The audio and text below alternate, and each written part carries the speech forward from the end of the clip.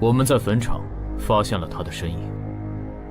哦，那家伙终于敢现身了。哼，不怕死吗？库罗德，那就不惜一切代价将他抓过来。遵命。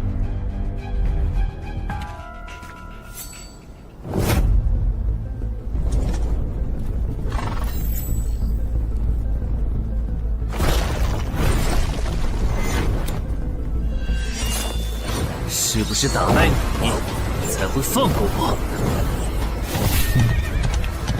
那看来是没谈拢啊！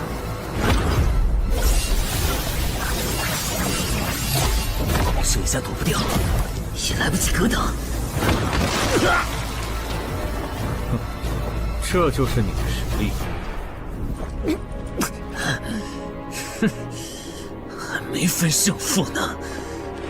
敬酒不吃吃罚酒，那就把你变成亡灵，带回去。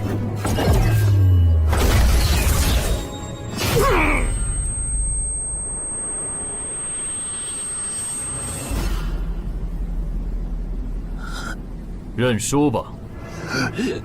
做梦。蓝护灵。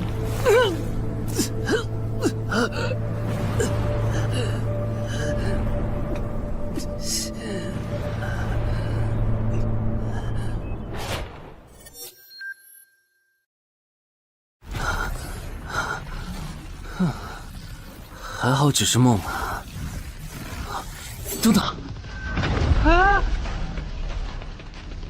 不是，这地下室入口，竟然真的烧到我家里来了！2030年，世界各地相继出现地下城入口。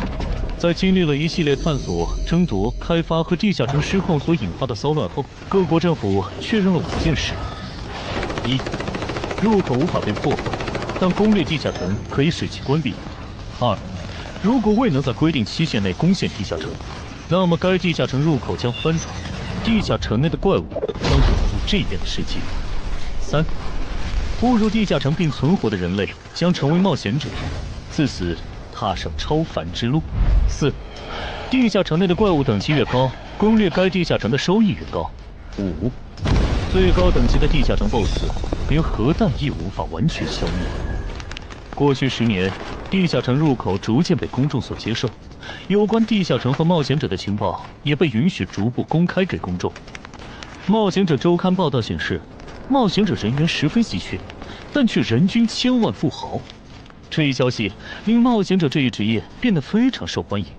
对普通人来说，冒险者就是一步登天的门票。所以你过去3年的冒险家生涯，为你赚取了超5亿的财富。当然，对于刚刚成为传说级冒险家的我来说，这只是个开始。但少有人知道，每一位高等级冒险者的背后，都有许多普通冒险者和无辜平民的牺牲。而我们的主人公陈海，恰好是知晓这一秘辛的少数人。你还真是给我出了个大难题啊！能让人一夜暴富的地下城，可对我来说也没啥用啊。毕竟我又不缺钱，而且我记得地下城的死亡率好像很高，搞不好我会死。要不把它上交给官方冒险者协会算了，说不定可以换点特别的好处。嘿嘿嘿嘿。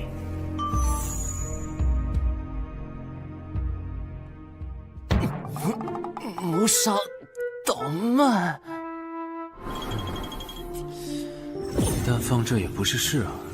时间一到，入口翻转，怪物全跑出来，大家都得遭殃。这样，我先瞅瞅这地下城啥类型，要是死亡率高，我就搬到别的城市，走之前报警让警察来管；要是死亡率低，我就自己搞定。真搞不定的话，再搬家，然后报警。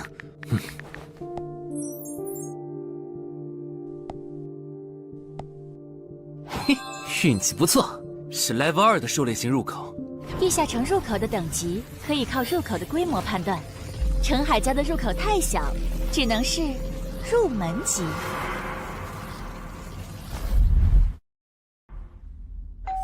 你好，有您的快递。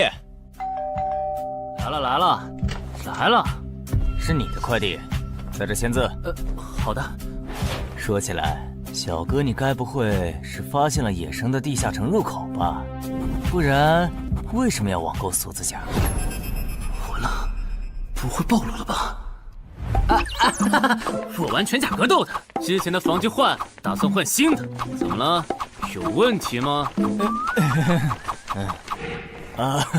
没问题，我就是随便问问。感觉这人很奇怪啊，难道是我虽然想多了？早就知道一般市民对成为冒险者这件事有多着迷，但是被人这么生硬的试探，还真是有够惊悚的。还好我伪装的不错。不过这个箱子会不会有窃听器啊？还好没发现窃听器。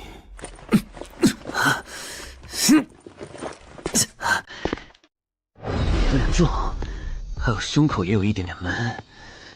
怕眼镜在战斗中不方便，从而携带了隐形眼镜。没有防身武器，就在附近消防器材店随便买了把消防斧。啊，锁起来倒是不影响，还行。那么，出发吧。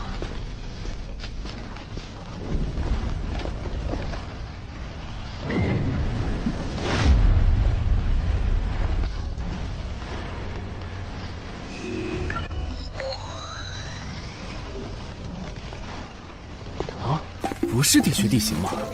那看来我的首战对手大概率是豺狼人了。讨厌，这套锁子甲没白买。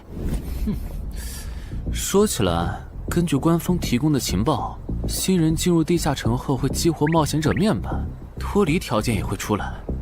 我的呢？来了。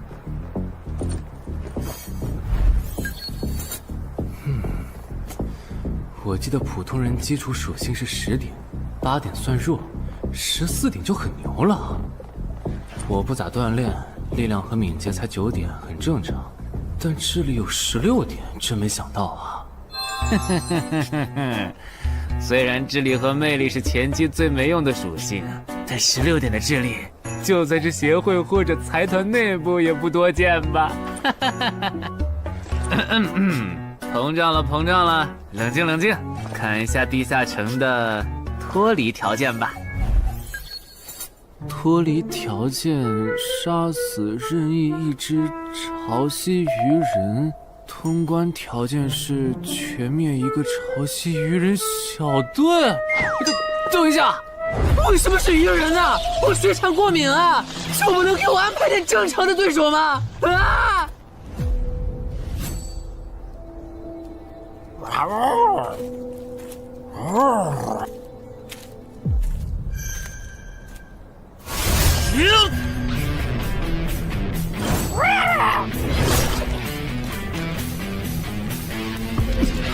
不是吧？这都被躲过去了。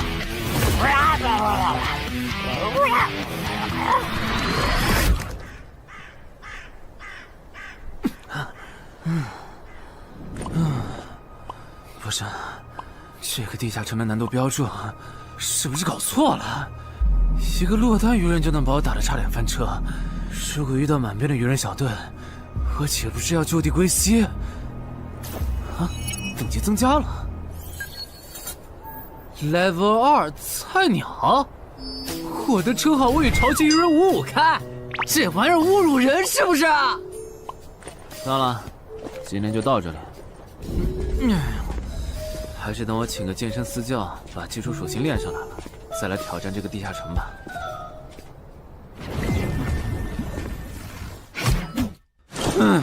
累死我了，半年的运动量都干出来了。又咋了？哦，任务结算呢？我记得地下城的任务结算好像也能爆出奇物的。嘿嘿嘿，我的要求也不是很高，给我瓶加属性的秘药就行。菜怎么了？谁还不是从菜鸟过来的？气死我了！罢了罢了，有总比没有好。让我看看这个保温杯有啥功能。该物品每天可以凝聚500毫升纯净水，可升级。这垃圾东西谁要啊？气死我了！你好，我预约了安教练。哈，您就是陈海先生吧？安教练已经在 VIP 室等您了，请跟我来。好的。没想到东山这样的小地方，竟然也有专门为新人冒险者和冒险者候补提供塑身服务的健身教练。冒险者的6大基础属性中，力量、敏捷和体力是可以通过锻炼得到显著增长的。这一年的健身费也太贵了，都和我一本新书的版税差不多了。不过只要能让我的身体素质在短时间内得到显著提升，陈海先生，这点钱就花得值。陈海先生，您之前有过健身经历吗？没有。那为什么要花这么多钱请安教练？新手打基础的话，请普通一点的教练就够用了。还是说，陈海先生，你已经成为了新人冒险者，比较赶时间？这旁敲侧击的，还真是够直接的。哼，有条件的话，那肯定要请最专业的。以冒险者为目标，普通教练不能算是好的选择。这样啊？我总不能和你说实话吧？那您应该能和安教练聊到一块儿去。东山市最好的健身教练会是啥样的？好紧张。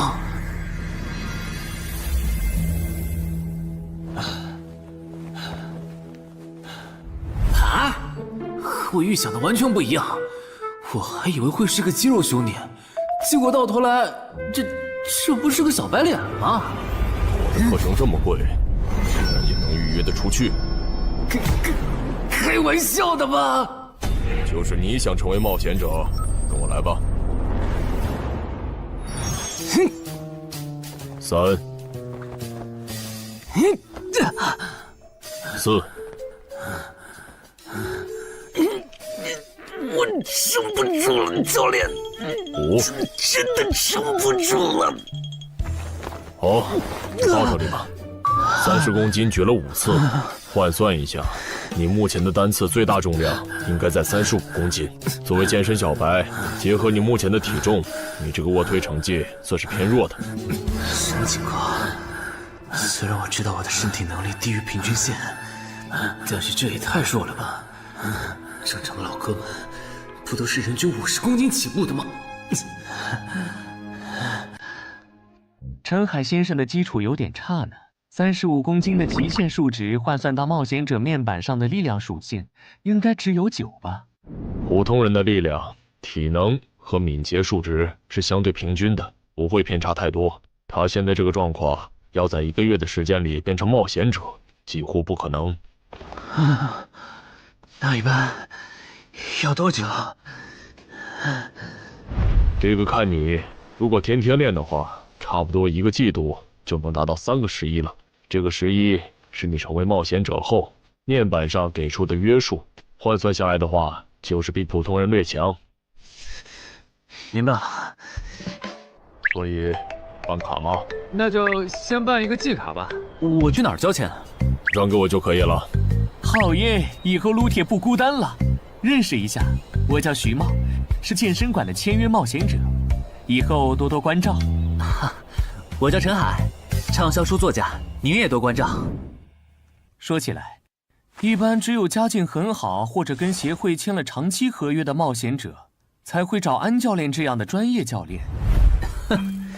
因为我不缺钱呀，我写畅销书赚的钱，在东山又花不完。既然以冒险者为目标，那肯定就要找最好的教练，打最牢固的基础。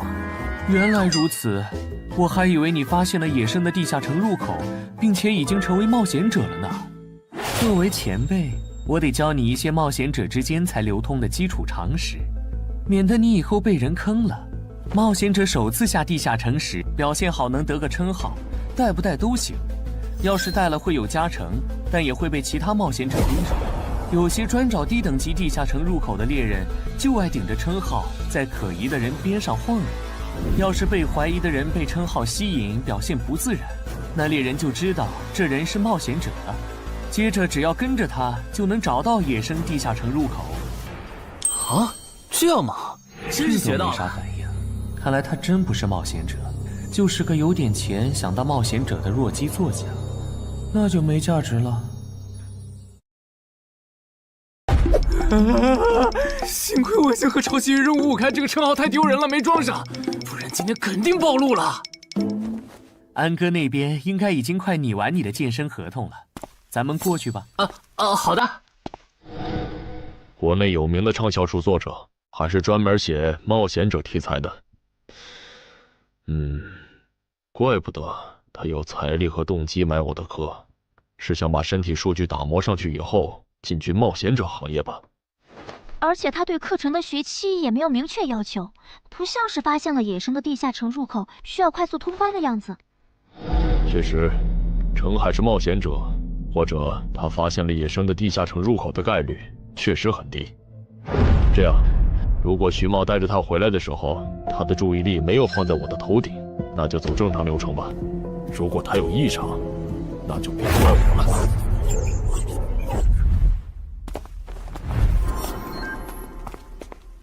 合同拟好了，你看完如果觉得没问题就签吧。好的。喂，不是吧？连健身馆的3A 级教练也……这边。那小子刚才看我的时候表情正常，视线也没停留在我头顶的称号上，看上去不像是刚发现地下城入口的小白。徐茂，你没做多余的事吧？怎么会呢？我可是健身馆的签约冒险者。那就没有持续关注的必要了。签好了。这份是您的，请收好。等下安教练会带您做体能测试。好。行吧。和我判断的差不多，你的体能也偏弱，敏捷测试就不做了。接下来的1周，我们主要做力量和体能塑造。你一般什么时候有时间？什么时候都有时间。行，那明天上午10点来健身馆找我，早饭别吃太油的。没想到国内规模最大的健身机构竟然会干这种勾当。依靠对新人冒险者和冒险者候补的身体塑造业务来钓鱼，如果我今天的演技再差一点，就要被他们瞧出问题，吃干抹净了。怪不得东山这种小地方会有3A 级教练常驻，恐怕全国各地……等等，这样看，所有和冒险者沾边的服务应该都有坑，包括我买的锁子甲。还好我当时觉得在同一家店购买防具和兵器的行为有点不打自招，不然网购锁子甲的时候就暴露了。看来我还是低估了冒险者这个职业的潜在风险。得调整一下计划了。原本想着等锻炼的差不多了以后再来挑战这个地下城，但没想到现实世界如此残酷，针对低等级冒险者的坑到处都是。虽然今天运气好避开了一个坑，但我总不会每天都有这么好的运气吧？只能冒险来地下城提升冒险者等级了。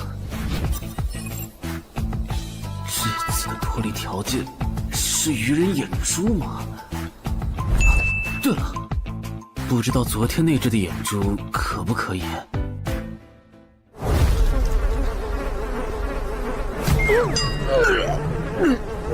早都被啃光了呀！看来这附近有类似野狗的生物。不过好在眼珠还在。好耶！今天可以不用战斗了，等下只要记录一下这地下城的地形。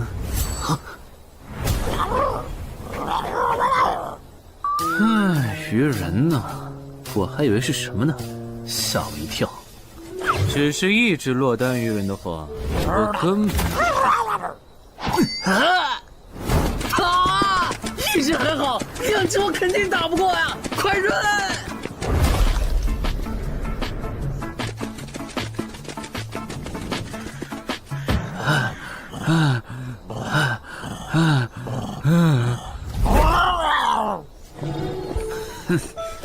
你都死到临头了，还这么嚣张，没发现吗？你和你的同伴跑散了。哼哼，现在换我来进攻了。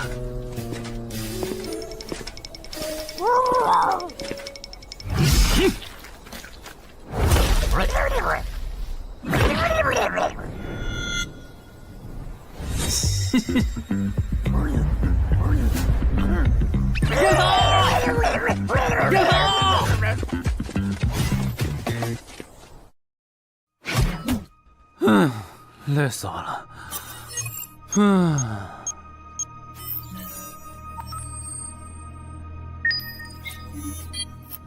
是吧？祭司的评分明明更高，为什么反而没奖励啊？入门级地下城的爆率原来这么低吗？不过如果其他冒险者也是这个情况，那么他们是怎么赚到钱的？还是说有什么常识是别人知道，但我不知道的？明天找机会去问徐茂和教练。哎，徐茂和安教练还没有来吗？徐茂去隔壁室了，大概要过几天才会回来。安教练今天临时有事，得中午才能来。好吧，那我先去 VIP 室做体能训练。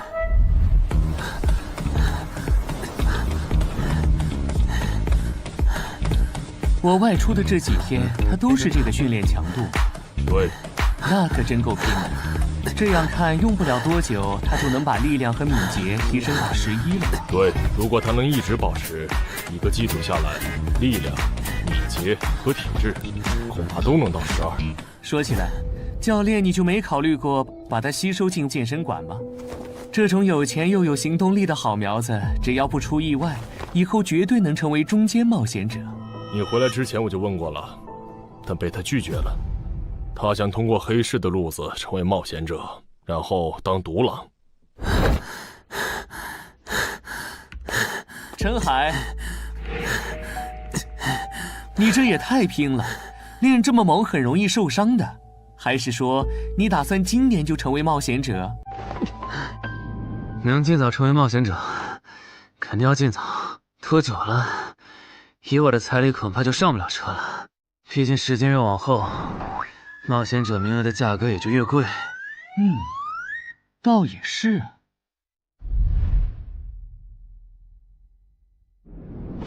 算上前天安教练的招揽，我大概可以肯定，徐茂和安教练已经排除了我拥有入门级地下城入口的可能了。接下来可以找一个合适的时机。发什么呆呢？在想事情？没，可能是太累了，有点走神。你这样肯定不行，频繁的超负荷运动只会累积伤病风险，真受伤了反而会拖慢你的塑身进度。我也意识到了，后面应该会减少训练量。对了，截止到现在，你的前期投入都赚回来了吗？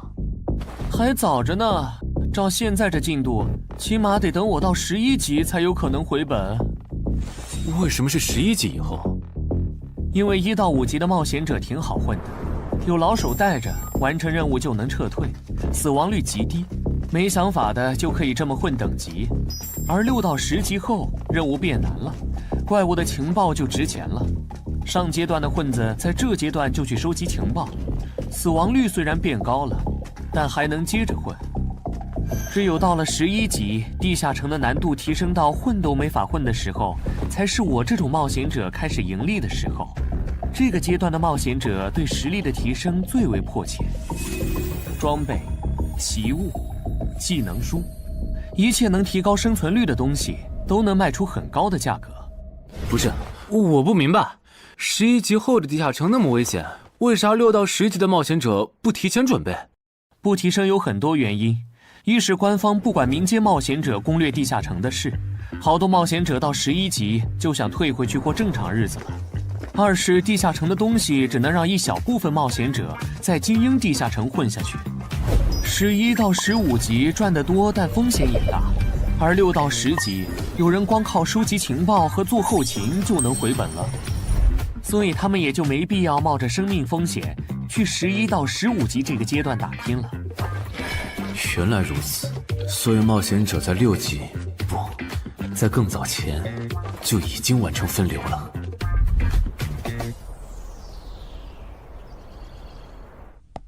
哼，真是学到了，怪不得我在论坛上很少找到有用的情报和攻略，原来有很多人靠卖靠谱攻略和情报赚钱。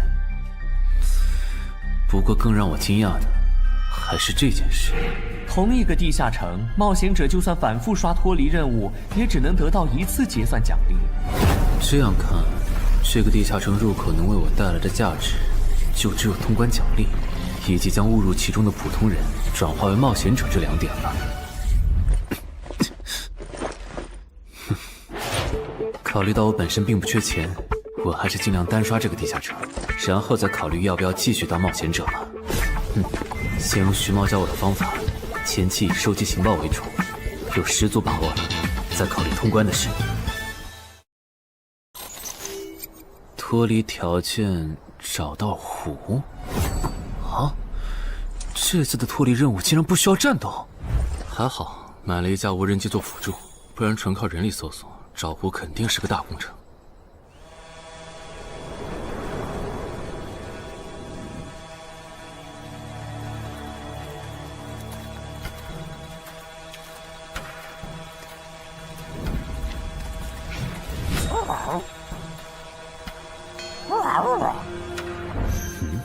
这是什么？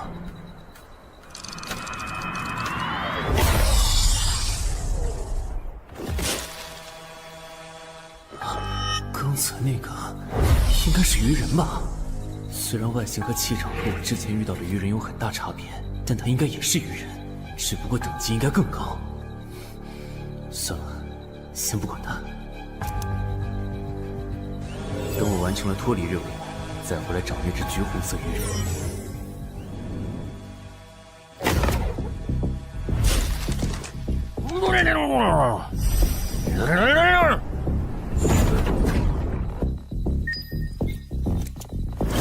找到了！哼，怪不得森林地形的地下城会刷出鱼人这种怪物，原来森林深处藏着一个这么大的湖吗？这样的话，脱离任务就算完成了，不用和鱼人接触可真好啊！接下来，是那只橘红色的特殊鱼人。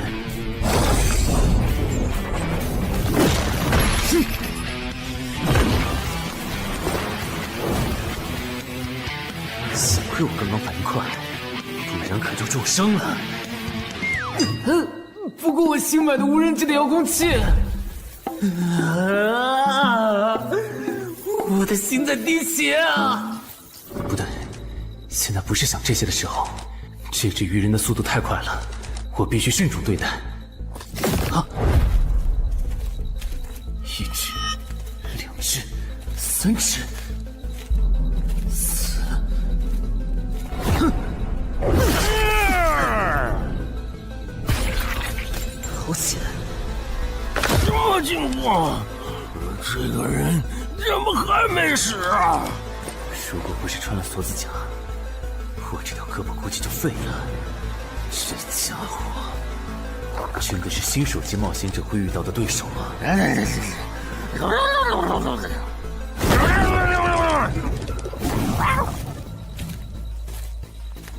如果只是和这只橘红色鱼人单挑也就算了，关键我还得抽出一部分精力来处理身后这几只杂兵。不管怎么看，这个地下城的难度绝对超纲了呀！要不逃吧？脱离通关任务重置了。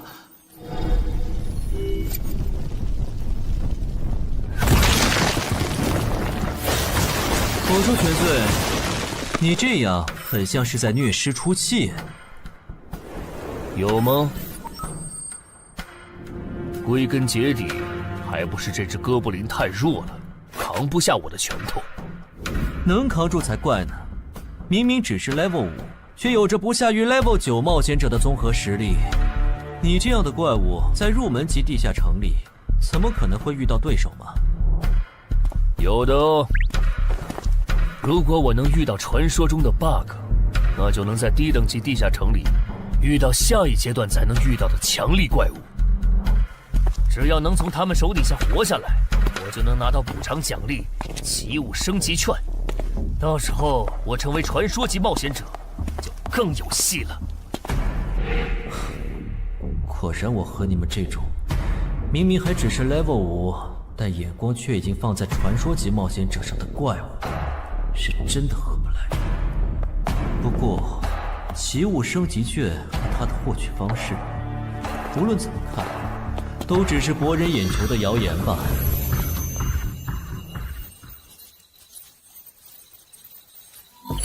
在高战力异常鱼人个体的追杀下活过3分钟，任务完成后将得到额外补偿，奇物升级券。不是吧？我都准备逃命了，你给我整这个，要玩死我吗？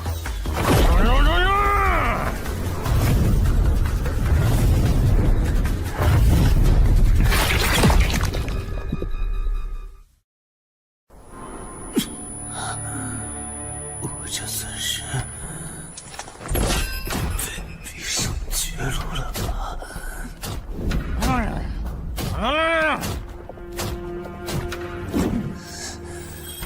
早知道当初就不该成为冒险者，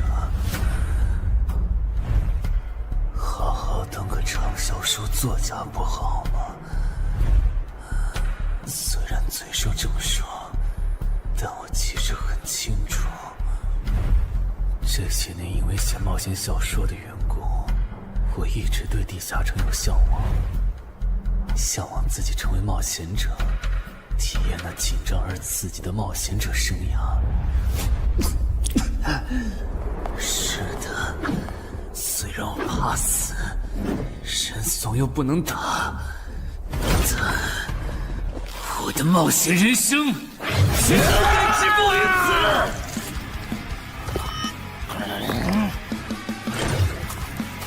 想想，我现在还有什么牌？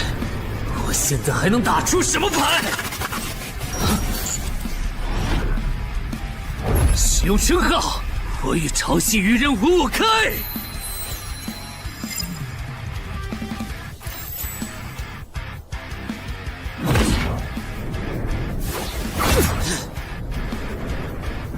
身体变轻盈，力量也变强了一点。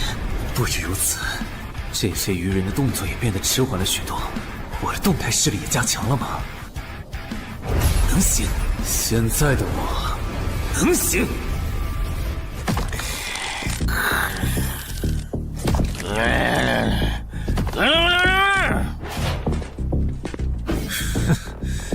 没想到高级鱼人说的话，我竟然能听懂。就剩你了，头目。我是干掉了这只下级士兵，别再得意忘形了啦！我知道的，即使身体能力获得了大幅度提升，穿上这一层锁子甲的我，依然不具备能和这只橘红色鱼人拼速度的可能。机会只有一次，利用鱼人直线攻击和我头部暴露的弱点，对方的进攻方式、路线和目标都已确定。我要做的就是舍弃头部的防御，用它做诱饵，争取到一次以伤换伤、重创对方的机会。如果这一次机会我没有把握住，那么吃到教训的他，必然不会再给我翻盘的机会了。这种生死皆在一瞬间的体验，真让人血脉喷张，沉醉其中，无法自拔。就是现在！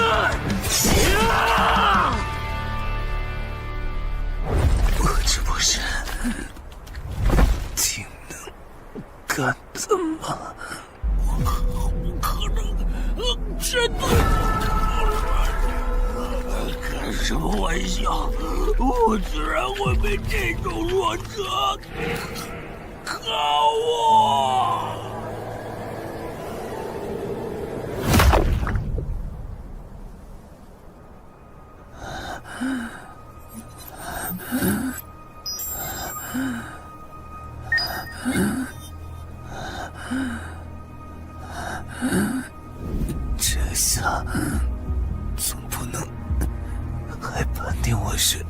菜鸟了吧？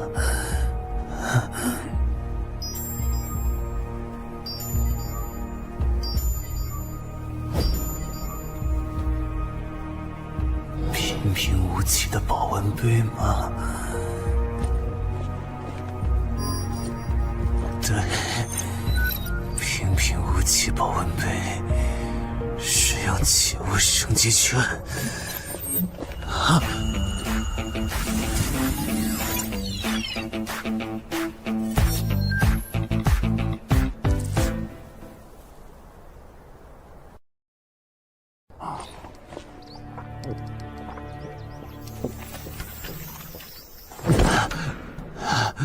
活过来了。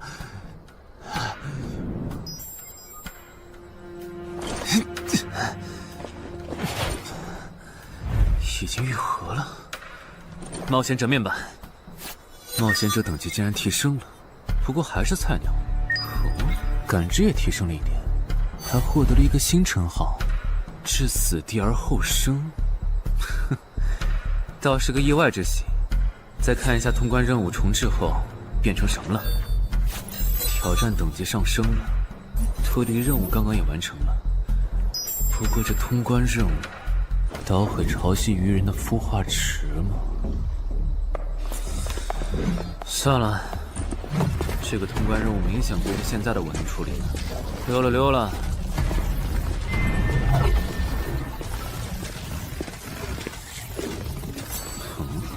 是错觉吗？怎么感觉这个地下城入口变大了？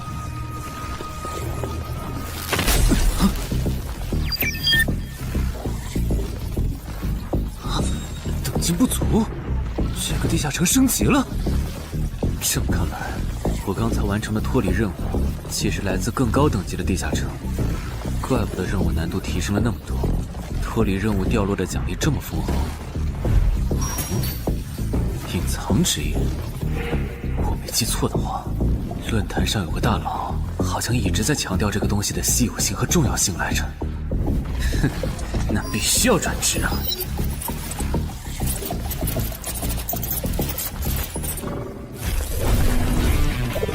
啊，什么情况？感知竟然提升了，死亡行者也算是新职业了。越接近死亡的话，属性点提升就越大，可以1至4点。啊，刚刚啥玩意儿？我家？这就是感知16以后的世界吗？即使闭上双眼，我的大脑依旧能够准确勾勒出客厅每一角。真不敢想象，20点感知的人类眼中的世界又会是什么样子。说起来，我与潮汐鱼人555开这个称号的效果，刚刚在地下城已经体验过了。这个至死地而后生的称号，效果又会是什么呢？被逼入绝境以后，就能得到力量、敏捷、感知，每个加4点的加成。这个称号的触发条件和死亡行者的触发条件差不多哎。等等，也就是说，死亡行者搭配至死地而后生，极端条件下可以给我带来8力量、8敏捷、9感知的提升。哈哈哈哈！这也太超模了吧！胆子再大一点，以后遇到打不过的敌人，我完全可以靠自残触发效果让属性提升。等干掉敌人以后，再用稀奇古怪的回血药水把状态拉回来。而且回血药水的用处也不止于此，有了它，我再也不用担心健身过度肌肉拉伤了。反正每天都能回1次血，完全可以想怎么练就怎么练。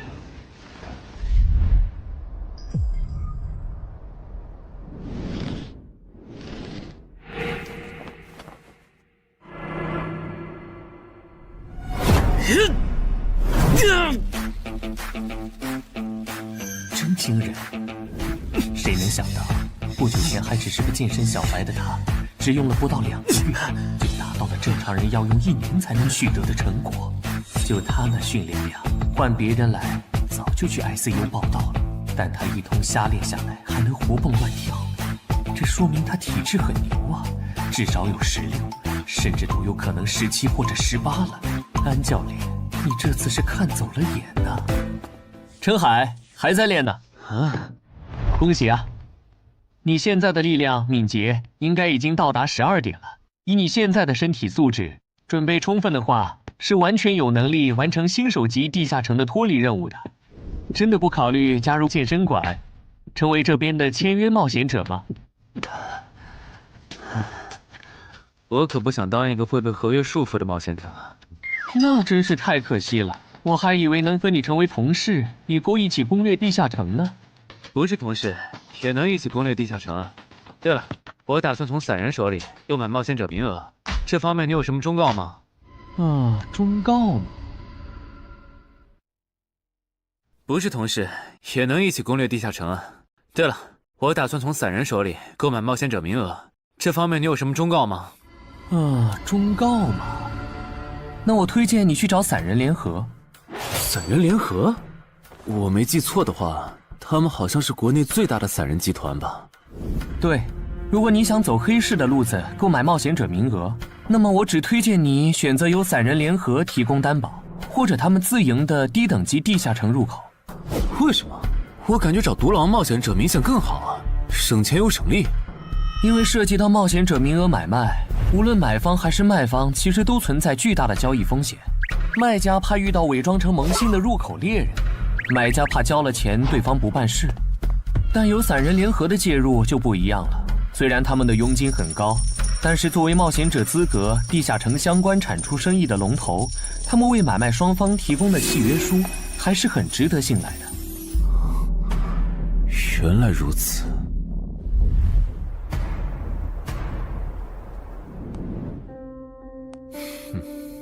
查了一下，整个漳州只有云霄市的这个老廖稍微靠谱点，找了散人联合做担保。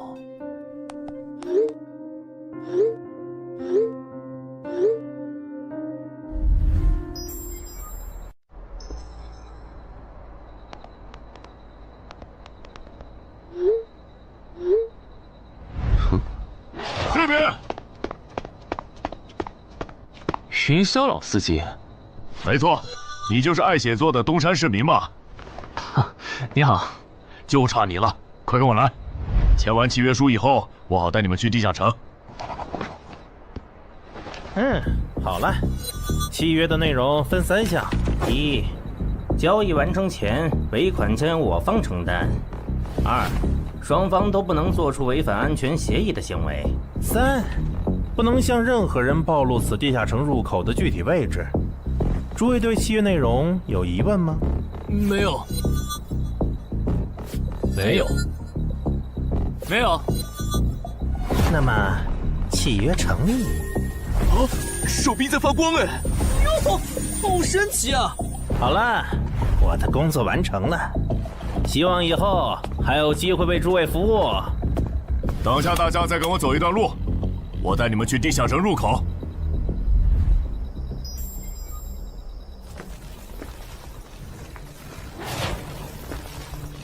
这个地下城入口的位置确实隐蔽，难怪没有被官方和云霄市的资本发现。好了，大家排好队，按顺序进入。我先走一步，给大家带路。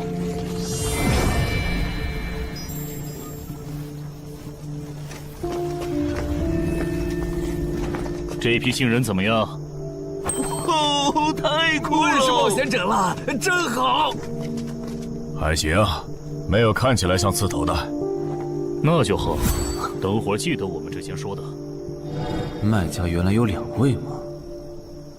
好了，大伙儿看向我这里，学着我的样子对空气喊：“冒险者面板！”冒险者面板！大家可以在冒险者面板的个人信息栏查看到自己的基础属性，往下滑动可以在任务栏查询任务。不是吧？我的基础属性原来这么低的吗？冒险者面板上的内容只有冒险者本人才能看到，所以不用担心个人信息暴露的问题哈。麻烦大家把你们的脱离任务报一下，我这边做一个整理。任务？哟，这个物种论坛的入门级地下城怪物图鉴里好像没有，这个地下城有问题。这个地下城该不会和我家里的那个一样，存在某种致命的设定吧。基于幸存者偏差，如果一个入门级地下城的怪物没有被收录进论坛的新手常见怪物图鉴，那只有2种可能：要么它确实很罕见，要么就是遇到它的冒险者基本都死在地下城里了。警告！警告！此人违反了安全条例，未说出正确的脱离任务。那个眼镜男说谎了？不是吧？这才哪儿到哪儿啊？就有人触发安全条例了？你听我解释，肯定是他出 bug 了。契约式的契约当然不是绝对的，但对你这样的菜鸟来说，它是不会出问题的。你的脱离任务绝对不是采集高价值草药，你骗了我们。他刚进冒险者圈子，不懂规矩，做错事也情有可原。您大人有大量，再给次机会嘛，是不是啊？对，再给我次机会吧。下不为例。大家再说一遍自己的脱离任务哈，这次别搞错了。我的任务是找到湖中女妖。我是聆听女妖之声。我的是凝视女妖10秒。我的也是找到女妖。接下来我会带大家去女妖出没的林中湖泊，大家跟紧一点，别掉队哈。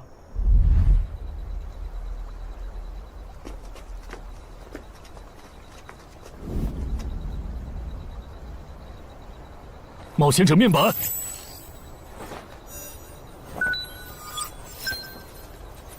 哎，他在干嘛？呼唤湖中女妖。他怎么知道这样做可以召唤湖中女妖的？这就涉及到商业机密了。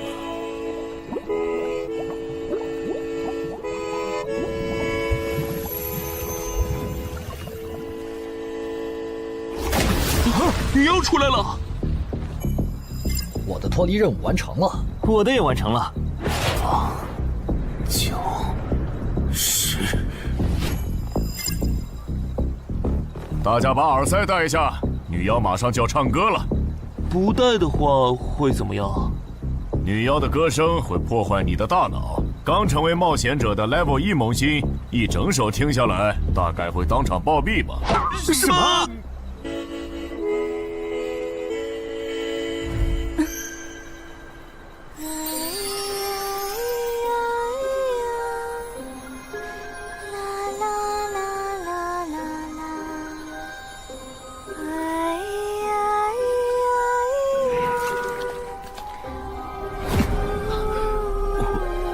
被醒了，就听了这一小会儿嘛。还好我戴了耳塞，歌声听得不真切，不然恐怕已经死掉了。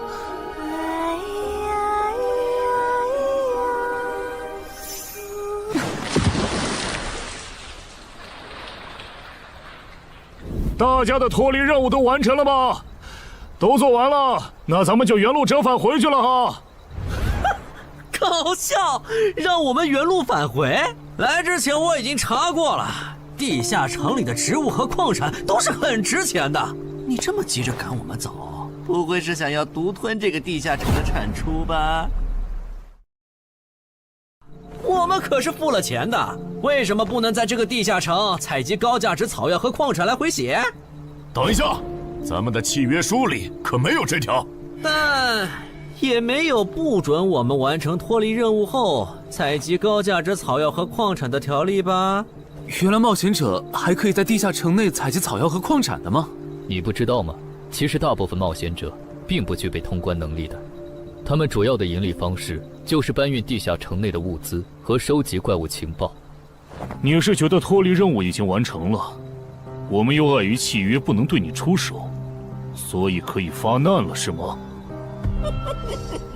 不然呢？真是笨蛋。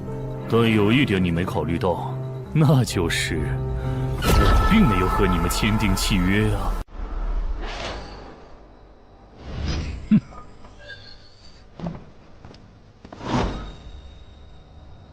你们两个什么意思？没什么，单纯看不惯而已。我觉得这位朋友的理由其实挺合理的，只是一些药草和矿产，没必要那么计较吧。但是基于契约文书第1条的话，如果有人死亡，我们就拿不到尾款。你可以保护我们，作为回报，我们可以将采集到的一部分物资分给你。不好意思，我们并不想冒这个风险。真的只是因为不想冒这个风险吗？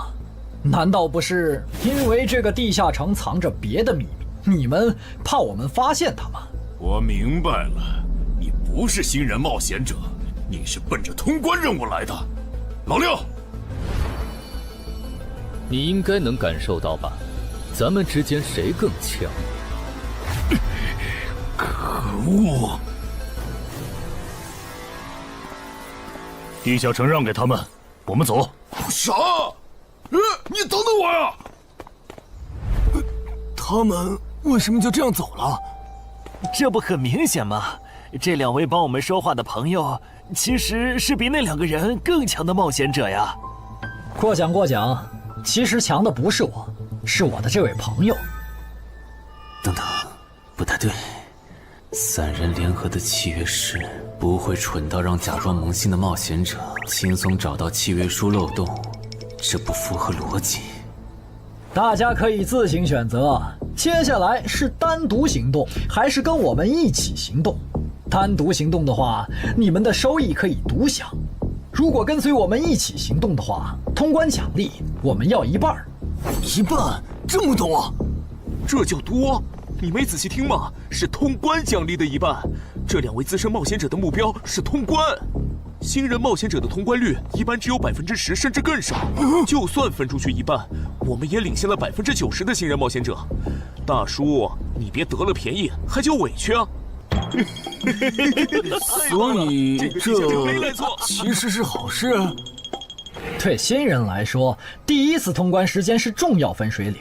新人冒险者越早拿到通关奖励，未来的冒险者之路就会越顺畅。那就是说，就算我只拿到1半的通关奖励，也会比绝大多数同等级的冒险者要强吗？如果你没有浪费这些开局资源的话，确实是你要强一点儿。请让我也加入你们，也包括我。我也要。那帮没良心的，签契约书前都说好了，只涉及脱离任务，其他不包的。任务一完成，他们就变脸了。差不多得了，都走了这么远，他们不可能再跟着了。你不用演了。哦。嘿嘿，不过你这次演技提高了不少嘛。刚才我一度以为你打不过那个顶着战斗专家称号的冒险者来着。我确实打不过他。啊？不过他也很忌惮我就是了，要不然不会用劝退的方式赶我走。原来如此。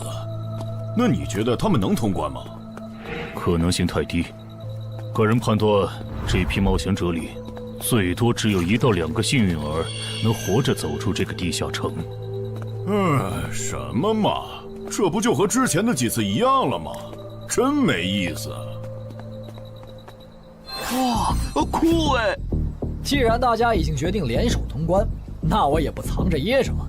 我能够为认同我、信赖我的队友带来一点基础属性的随机增幅。他说的是真的，我的力量加了1点，我加的是感知，我的也增加了。体力涨了1点。原来团队领袖这个称号是用来提升自己的队友啊，还怪好用的。我这边还有一个问题，我们现在只知道口琴声能召唤女妖，并不知道其他的召唤方法。女妖要是一直躲在湖里，大家的通关任务就没法完成。这不是问题，我的称号可以让我强制激怒指定目标，被激怒者将减少2点智力，变得冲动易怒。他也是冒险者吗？至于建立强制对话的方法，只要引起对方的注意就可以了。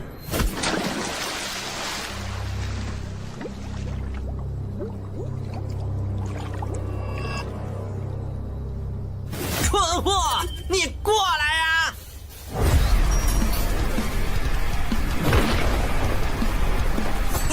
成功了，他被我激怒了。剩下的交给我吧。大家散开，让战斗专家来先是女妖，其他人换上比赛，在外围找机会。死！传过去。什么玩笑？竟然是灵体！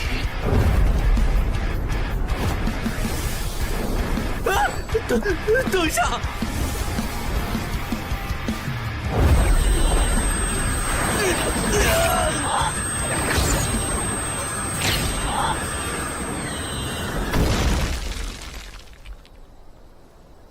还好有2-3，只是鼻子出血。不是吧？这个女妖原来是个妖魂！娘，有把握吗？有，但是会比较费时间。上一个地下城刷出来的僧侣之拳应该会有效，但熟练度还没上去，打起来会很慢。慢就慢了，这只女妖应该没有其他攻击手段，对我们的威胁很小。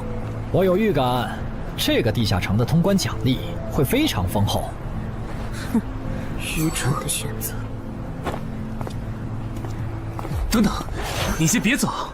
不是吧？10万个人里都不一定能出一个的感知16点的人，竟然让我……你为什么觉得他们的选择是有问题的？使用称号，他们当我不存在，真晦气。喂，你搁这对空气自言自语什么呢？不是，我刚才……不是没人吗？幻觉吗？有东西过来了！什么东西？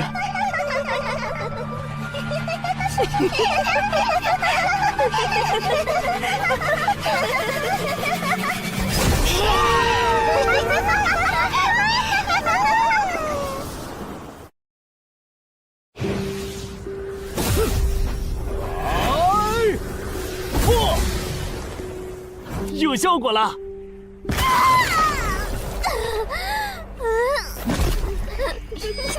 什么声音？我们搞错了，这个地下城不止一个女妖，那2个卖家没安好心。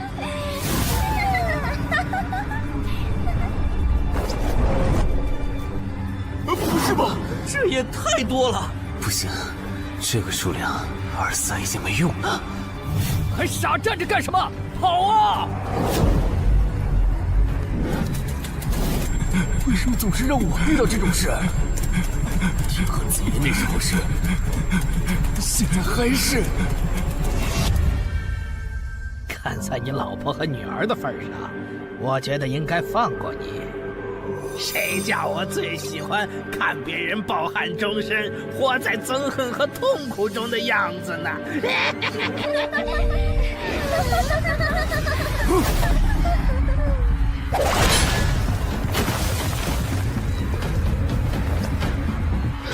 你们以为我是谁？给我滚开！妈妈，我错了。来呀，也不怕你们，来呀！被摆了一道啊！怪不得那2个入口持有者的契约没限制3级以上冒险者进来，原来是想引4到5级的冒险者来通关。等我们团灭后，就进来捡我们的通关奖励，真是好算计。关于如何杀死这些女妖，你有建议吗？这声音，有建议就赶紧说。女妖不光靠声音攻击，还有别的攻击手段。我费了听觉才勉强躲过第1轮奸笑。你是爱喜做的东山市民？对，真是看走眼了。没想到你一介新人竟然比我们这些老手反应还快。但是你不是听觉被废了吗？怎么还能听到我说话？哦，我感知16，可以读唇。原来如此，这个地下城我认为是无解的。那些女妖能免疫一切物理攻击，老实说，这根本就不是正常4到5级的冒险者小队能处理的。哦，所以你也没有办法。还有一个办法，除了僧侣之旋，阿良还有一瓶被僧侣祝福过的神油，涂抹长剑后，应该也能伤到那些女妖。不过，这也就给你能伤到他们的力量。我不信新手冒险者能从这么多幽灵的围攻里杀出去。但总不能坐以待毙吧？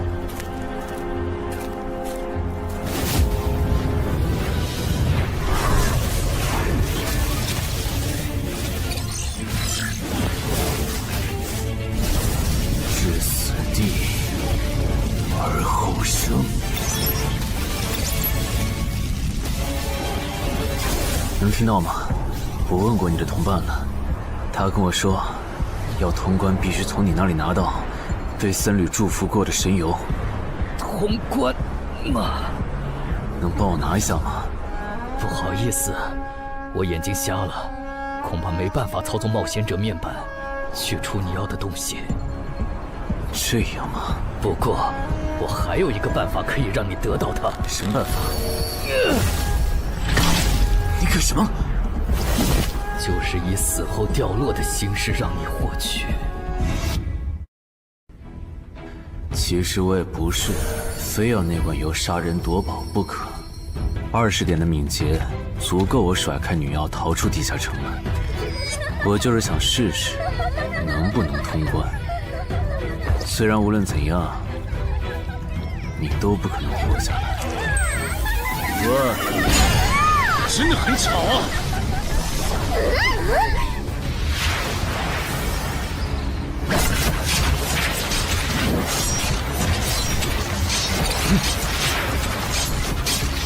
对邪恶生物伤害加2点，那么还是反击吧。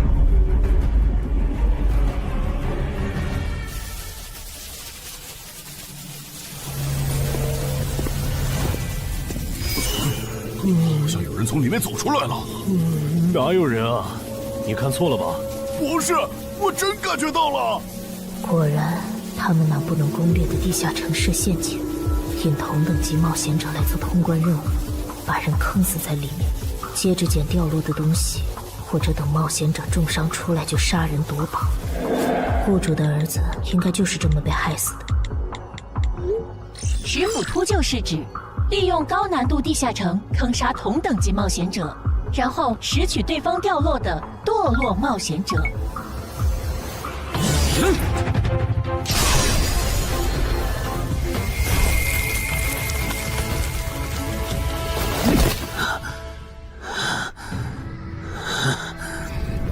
好险！如果再多几只女妖，我恐怕就要被逼出回血药水这个点牌了。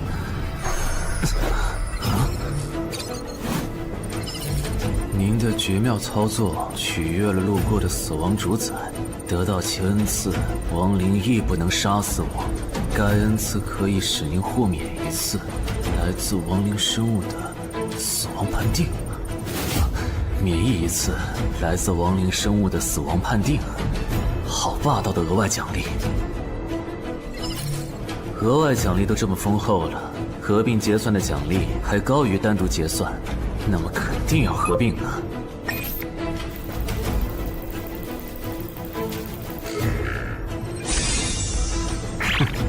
果然，除了稀有级奇物和新称号以外，还给我报了2个专属技能。这个地下城的奖励太丰厚了，难怪它的难度如此超标。爱写作的东山市民，你还活着吗？怎么没声音了？差点把他给忘了。你现在感觉如何？能站起来吗？有点难。那只能扶着你了。其他人是不是都死了？胖子、四眼、大叔，还有你的2位同伴，都死了。你应该不是第一次进入地下城吧？哼，我还以为你不会主动说破呢。如果我说我能保守秘密，并将我得到的奖励作为酬劳全部送给你，你能不能不灭我的口？但你死了，同样可以保守秘密。那你就得不到我的通关结算了。而且，云霄老司机和他的同伴肯定在地下城入口附近蹲幸存者，我可以帮你吸引他们的注意力。相信我，让我活着走出地下城，对你来说是最有利的选择。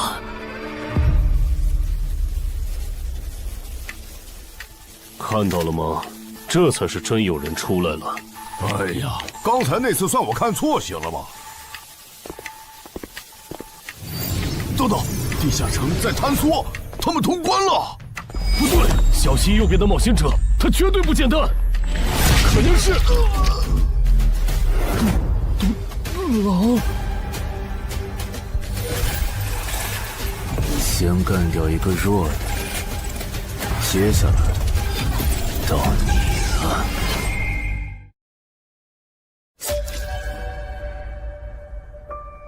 铜山市民，你好大的胆子！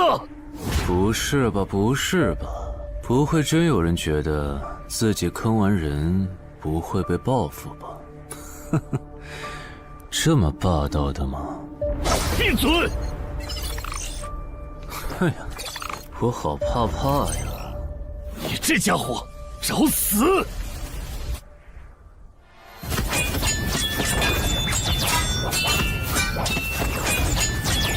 这俩人相互厮杀的程度，有些7级甚至8级的冒险者都没这么夸张的速度。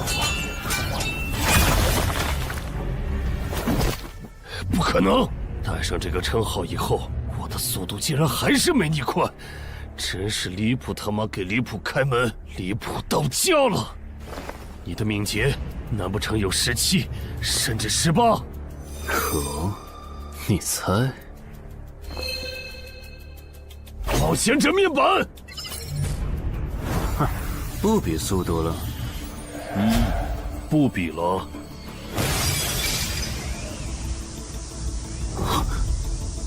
这本来是为那个战斗专家准备的，不过给你也没差了。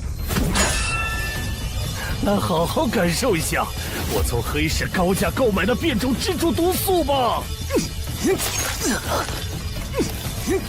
什么嘛！你这毒套完全不行啊，比普通人还差，连反击的力气都没有了吗？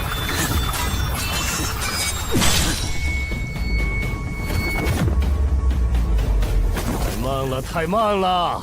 你这样是伤不到我的。哼，蜘蛛毒，这就是你为我们准备的手段？怎么样？喜欢吗？作为7级地下城蜘蛛地穴的特殊产出，可以极大的削弱低等级冒险者的力量、速度和体力。迄今为止，因为它而败在我手上的5级冒险者已经有4个了，而你将会是第5个。然后呢？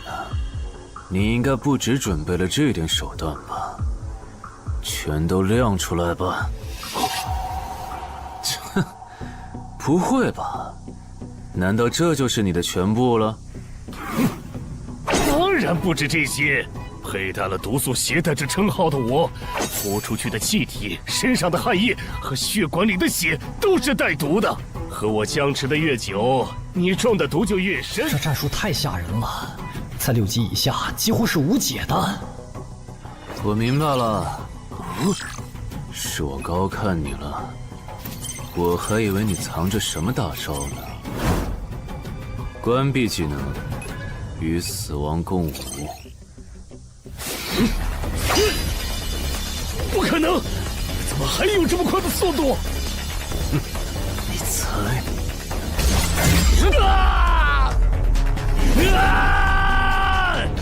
也太得意了！太慢了，太慢了！你这样可是伤不到我的。不可能，绝对不可能！你明明只是个独狼，怎么可能比杀了大量5级冒险者的我还强？没什么不可能的，在舒适区里泡着的你，永远也看不到与死亡同行之人所看到的风景。但是，溺死的往往都是会水的，散人只有劣势更弱小的散人，才能积攒出大量的财力和武力。我的路才是正确的。对普通人来说，或许你才是对的。不过，在我看来，与死亡同行之人，如果走到了极致的话，未必不能超越死亡。不是吧？那么强的人，竟然这么轻易的被……啊！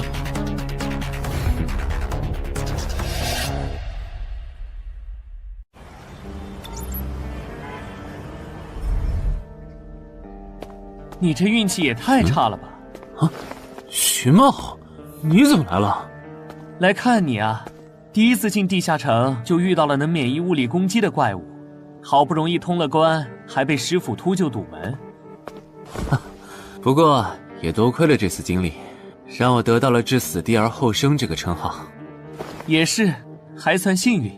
那些传说级冒险者，哪个没在5级以前越级挑战过对手呢？对了，个人建议不要让别人知道你的主要称号，情报泄露是很致命的。冒险者要防的不只是地下城的怪物。原来如此，学到了。虽然女妖之森的入口持有者，官方说是被另一个幸存者杀了，但我查过，那人主要称号侧重团体战斗，单人作战能力没强到能杀掉2个石斧秃鹫，所以，怎么了？我脸上有什么东西吗？没什么，我只是突然想起来，高教练月底就要回东山了。你这边养好伤以后，记得回健身馆报道。关于你的塑身计划，要进入第2阶段了。好的。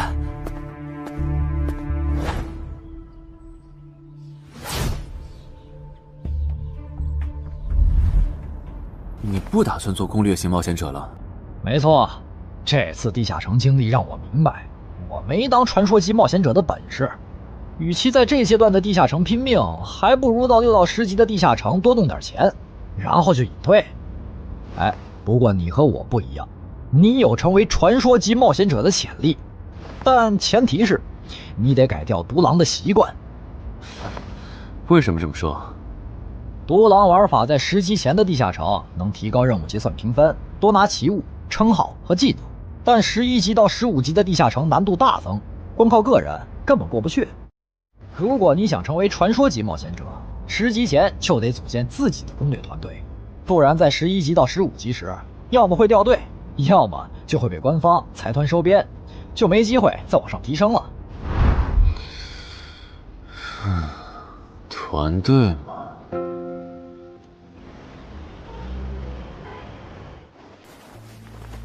害死我儿子的秃鹫们已经死了，杀死他们的人就在这2名幸存者之间。你认为谁才是帮我儿子报仇的恩人？他。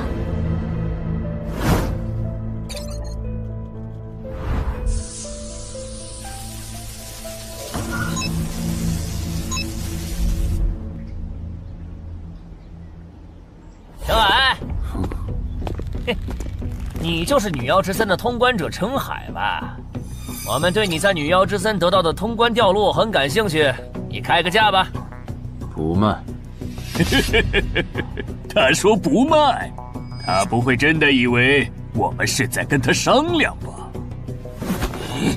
那我换种说法，把你在女妖之森得到的东西交出来，立刻马上，不然有你好看。你们在干什么？不许骚扰我们医院的病人，走开！烦人的家伙来了，哥，我们走。切，真晦气。下次他们再来骚扰你，你就来找我。我哥哥是10级冒险者，他们不敢惹我。谢谢。不，该说谢谢的人是我。我的好朋友死在了女妖之森，你和王先生攻略了这个地下城，还铲除了用它钓鱼害人的秃鹫。原来还有这么一层关系啊！我和我死去朋友的家人都很感激你。总之，这是地下城暴走后的随机拉人现象，怎么还会拉我呢？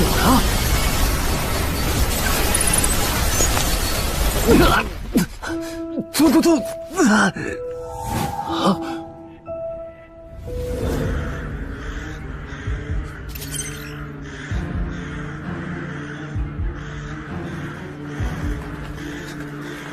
大家不要惊慌，我们只是被拉入了翻转后的入门级地下城。不是吧？我就来医院看个牙的功夫，怎么就被拉入地下城了？现在请大家跟我一起打开冒险者面板，确认你们的脱离任务。展开面板，5级的生存类地下城，哇，这次可能要死很多人。么？云霄市医院发生入门级地下城翻转现象，有20人因此凭空消失，周德也在这20个人里。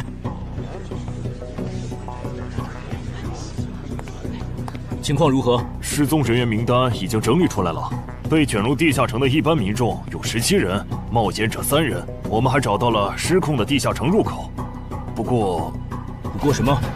你的脱离任务和通关任务是什么？消灭10具骷髅士兵，存活1小时。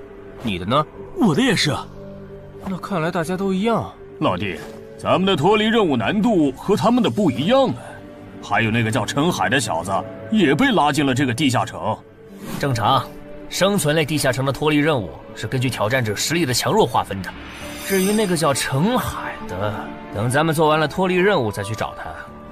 那个，大家听我说，这个地下城非常危险，请大家捡起地上的兵器，3到5个人为一组，凑齐脱离条件以后，尽快离开吧。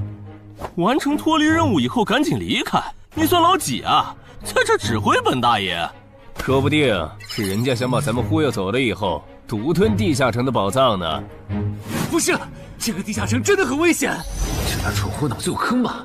对地下城的危险没有认知也就算了，还在这带节奏。这位先生是非常强大的冒险者，他前几天刚通关了一个难度非常高的地下城，还和同伴联手除掉了10府秃鹫。真的假的？就是锦城家园那栋烂尾楼，听说害死了好几10人。哦，想起来了，请大家相信他的判断。这个护士干嘛一直夸我呀？好烦呐！不过好在效果还行，能引起这些新手的重视就好。等一下，如果这个地下城真的那么危险，那你觉得就凭我们这些普通人，真的有能力完成脱离任务吗？先不说消灭骷髅士兵有多难，就按你说的，3到5人一组去猎杀骷髅士兵，最后肯定是青壮年组队，老弱被抛下。请问，你考虑过被剩下的人的死活吗？有道理。分开行动的话，骷髅士兵听起来就很难对付。就是，那就死定了。很多人就是因为单走，才被地下城里的怪物杀死。姐夫说的没错，被拉入地下城后，一定要拉拢人心，来拿到话语权，再利用话语权来强迫冒险者当我的保姆。能通关高难度的入门级地下城又如何？当你开始在意这些渔民死活的时候，你就注定得当我的保姆了。你们能信任我吗？那跟我走吧，我带你们去完成脱离任务。好的。谁允许你们走的？作为在场唯一一个有地下城攻略经验的冒险者，你难道不应该留下来保护我们吗？对呀，能力越大，责任越大。我看他就应该帮我们把脱离任务给做了。对，送佛送到西嘛。第一，我不是官方冒险者，我没有义务来保护你们的安全。第二，不要对我道德绑架，不然我真的不介意走之前打断你的腿，把你留在这里自生自灭。这人怎么这样啊？保护老弱不是最基本的道德吗？活该他不是官方冒险者，看来道德品质不过关。你们干嘛去？我觉得那个人说的很对，既然通关任务是存活1小时，那肯定是越往后越危险。对普通人来说，早点完成脱离任务离开这儿才是最优解。切，不走留着被你们道德绑架，免费当保镖吗？我们又不是傻子。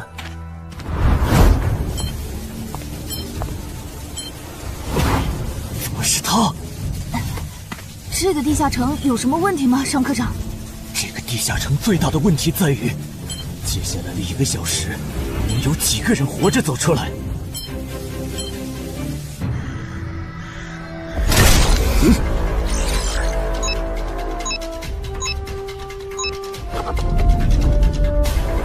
你们就学我刚才做的，用剑去砍那些骷髅士兵的颈椎。那你呢？又来了！我嘛，就用我的老火剑和他们练练。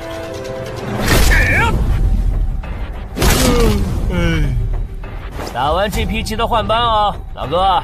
好嘞。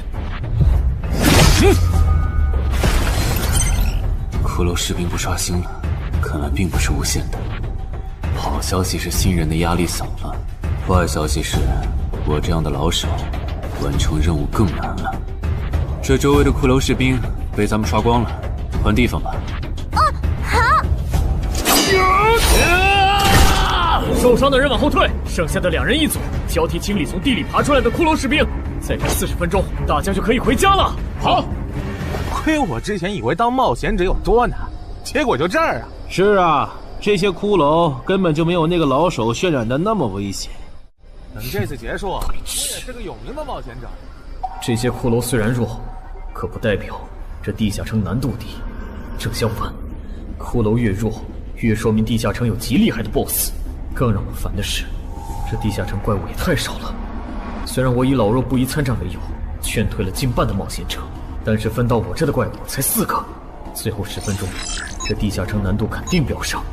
要是接下来10分钟都没有新的骷髅士兵刷出来，我就得自己想法子凑够剩下的6个骷髅士兵了。脱离任务做完了。嗯。你呢？还差几个？8个。把机会都让给他了吗？那你先回去吧，我们继续刷骷髅。等做完脱离任务以后，咱们3个在外面集合。10年来没有一个人通关。不止如此，这个地下城的幸存者们也非常奇怪，几乎所有的都是新人。怎么会有这么奇怪的地下城？正常不都是冒险者越强大生存率越高吗？因为这个地下城有一个被称为强者坟墓的机制。同样的脱离任务，新人的难度只有老手的1/10。当新人完成脱离任务离开的时候，实力远超冒险者的地下城 BOSS 会主动追杀冒险者。好多老手都栽在这机制上。周德，快点察觉到，这个地下城的本质是谁最先完成脱离任务，谁才能活下来的竞速比赛。好心的冒险者哥哥，护士姐姐，再见。拜拜。再见。等下遇到的骷髅士兵，我多分给你一点。你先完成脱离任务，和他在外面会合。好的。有人完成脱离任务出来了。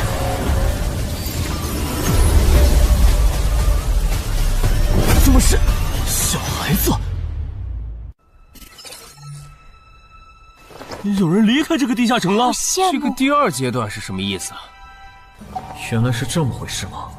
这个地下城的本质是竞速。吕明、王志勇，你们2个跟我来。老弟，有个人完成脱离任务离开了，是不是那个叫陈海的人呢？不可能，先不说他还带着2个累赘，光冒险者们要杀的100个骷髅士兵就不好找。那会是谁呢？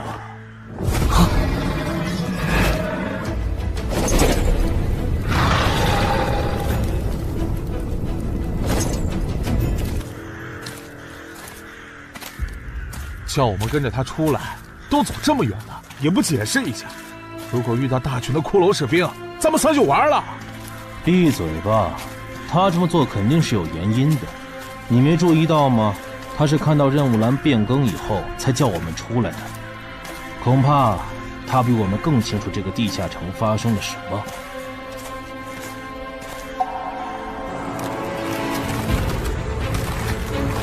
准备战斗！他们3怎么走得这么近？咱们不回来大佬，周德当初就不该弃走那个冒险者。脱离了。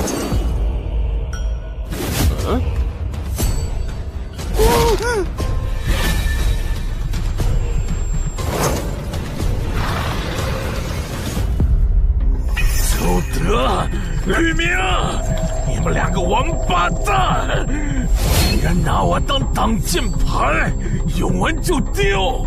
你们这2个小人！你还差几个？3个。那快了，我们再找些小股的骷髅士兵杀，应该能赶上。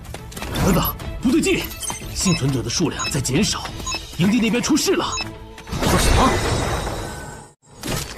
陈海哥，这个阶段是什么意思啊？可能是难度提升，接下来会出现更强的怪物的意思吧？这个你别管。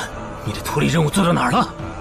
我看看啊，陈海哥出事了，其他人都死了，现在只剩4个幸存者了。什么？左2，右2，去左。都说了，是这个地下城的 BOSS 降临了，要想活命，必须就地折返。在 BOSS 找到我们之前，完成脱离任务。别开玩笑了，就咱们2个人，怎么可能在那么多骷髅士兵的围攻下完成脱离任务？王志勇在的时候都做不到。听不懂人话吗？我们已经没有时间去找骷髅士兵了。还差右2。剑锋，救我！你好了吗？马上！陈海哥，好了。常先留下，你先走。可是，撤下！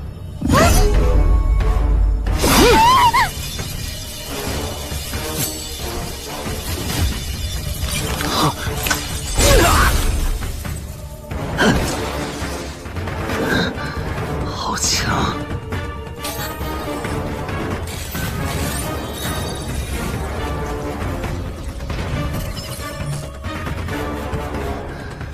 明白了吗？你留下来，只会碍事。我知道了，我去外面等你，你一定要活下来。好了，现在只剩下咱们2个了。我猜你是不会放我走的，对吗？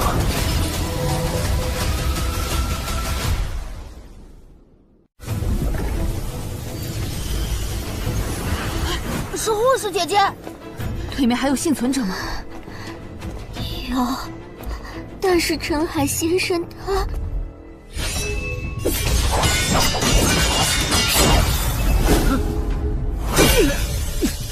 好强，这样下去不行，速度和力量我都不是他的对手。就算能大概猜出他下一步动作，可因为一直忙着抵挡，一次出错的话就得死。要走！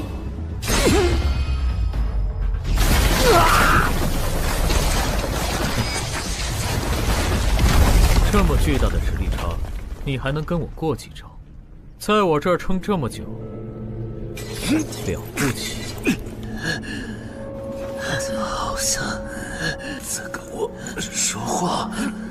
不对，现在不是该思考这些的时候。想一想，再想一下，到底该怎么做，我才能活下来？没戏了，把这边的情况汇总给漳州吧。就说云霄市医院地下城暴走事件，17名普通市民卷入，仅2名幸存，3名低等级冒险者卷入，无一生还。你在说什么？不是还没到时间吗？这才过去5分钟。就是。我能理解2位的心情，但是请不要再做不切实际的幻想了。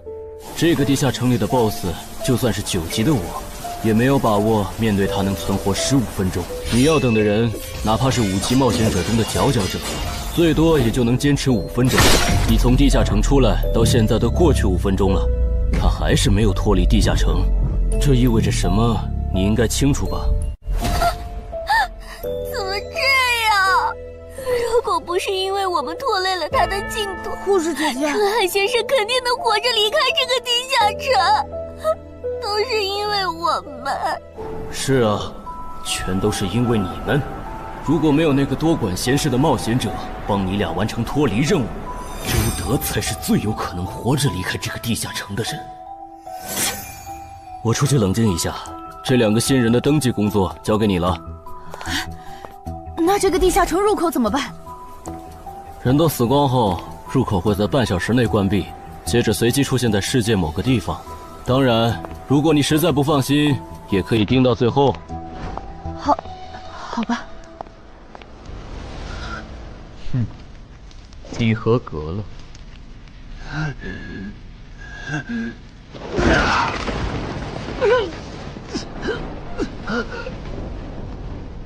我很期待你成为亡灵后的表现。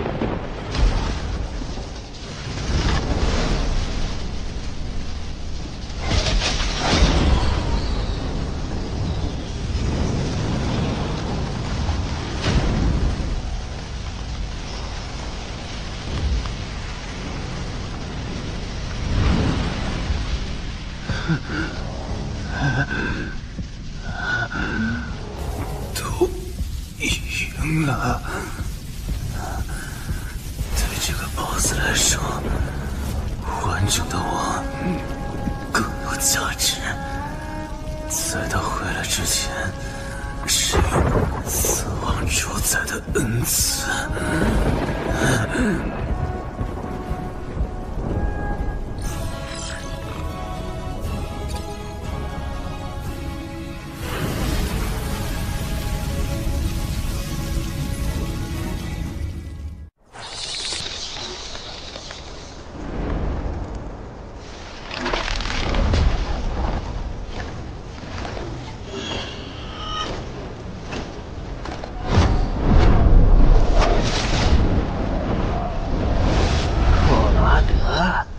不是被大军派去坟场征兵了吗？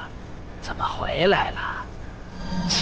白跑一趟，我还以为是谁激活了骸骨大军发出去的万念邀请函呢。我发现了一个有资格成为我们同僚的新人，让他从零开始太浪费。我打算让大军把他变为预备役。同僚，坟场的冒险者最高才5级，这阶段的新人连合适的职业和称号都没确定，你就肯定他能跟咱一样成为传奇？他已经找到了合适他的职业和称号。这次真的太险了，如果不是那家伙主动走了，就算再给我一条命，我也完全没机会。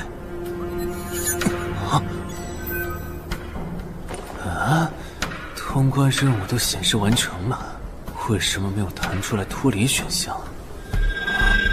不会是必须完成脱离条件以后，我才能离开吧？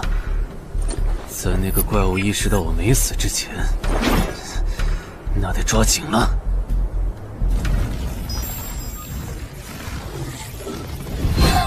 没有关闭，这个地下城的入口还没关闭。陈海先生还在战斗，他还活着。我去找尚科长。周德死在地下城里，他姐知道后一定会迁怒同期的幸存者。如果处理不当，尚科长，怎么了？慌张成这个样子？那个地下城入口没有关闭，结束的时间明明已经到了，但是他还在。怎么可能？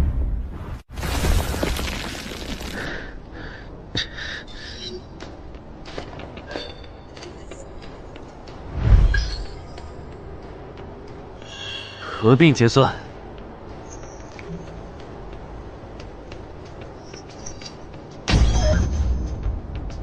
原来那个亡灵骑士叫库罗德呀。不过，传奇级，坟场才5级，怎么会有这么超纲的 BOSS？ 说起来，这个地下城的 BOSS 强度这么高，以前真的有人通关过吗？尚科长，你看，尚科长，这地下城暴走后，超过关停时间仍然存在，怎么会这样呢？有2个可能：一，被卷入地下城的冒险者完成了通关任务，但却没有完成脱离任务；二，地下城升级。一定是第一种，一定是。不可能的，坟场很早以前就已经被世界冒险者协会定义为几乎无法被攻略级的地下城了。相比有人通关，我更相信是地下城内部发生了什么变化，导致地下城升级。有人出来了！是陈海先生，真的是他！哎呀，你们都在啊！担心死我了！如果因为我的原因没能坟场竟然真的被他打通关了！一辈子的。那么严重吧？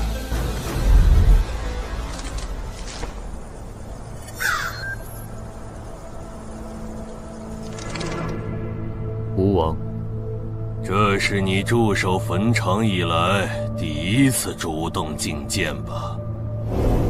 库罗德，你知不知道，就在刚刚，你成为了全球首个通关坟场的冒险者。首通？我？对，你要火了。坟场这个地下城虽然等级很低，但是在冒险者圈子里很有名气。你首通的经历应该会吸引到很多资本和散人工会的招揽，当然，也包括官方。啊，所以现在是招揽环节？是的，你在女妖之森和坟场的表现已经充分证明了你的潜力。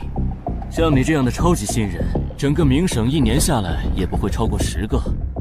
作为云霄市地下城负责人的我，当然不可能错过。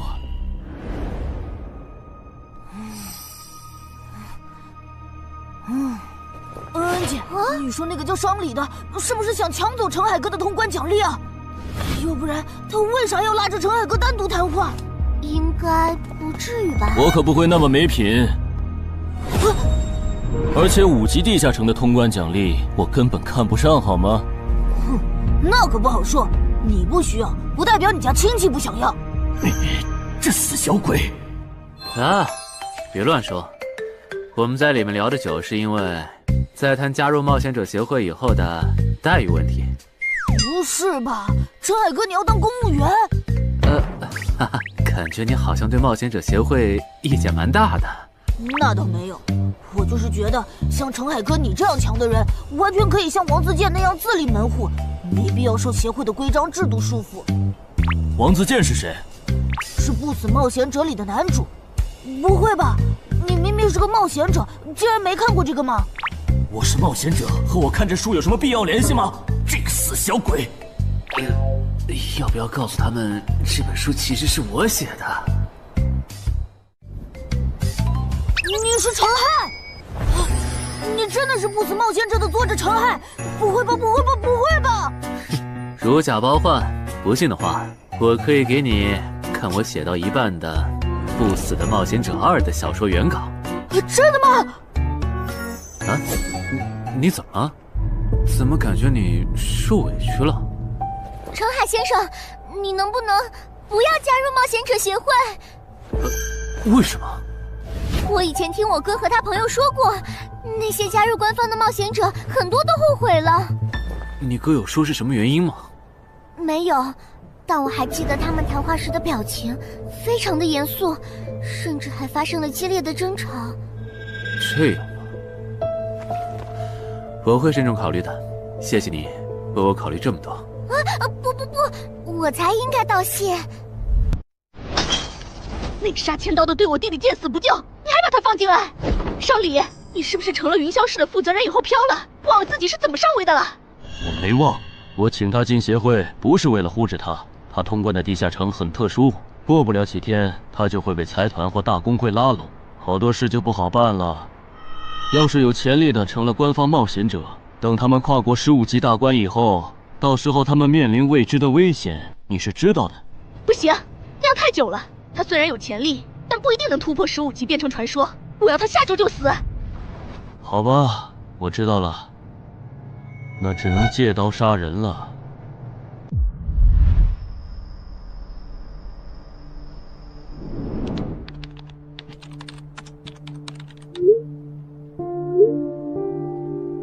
坟场，这个地下城的情报不是早就挖无可挖了吗？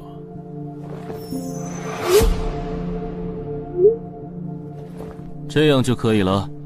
你确定？5级地下城的首通奖励对普通人来说不算什么，但对6到10级的通缉犯来说那就不一样了。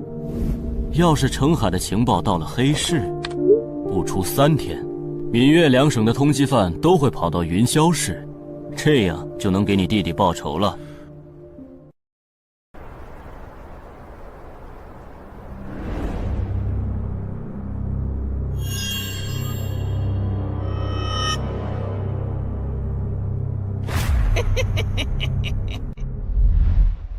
我的个人信息要3天后才能录入官方的冒险者系统吗？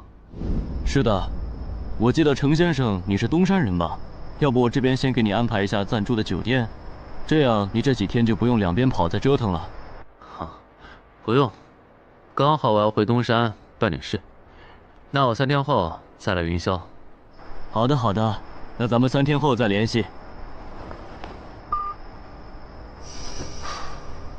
前提是3天后你还活着。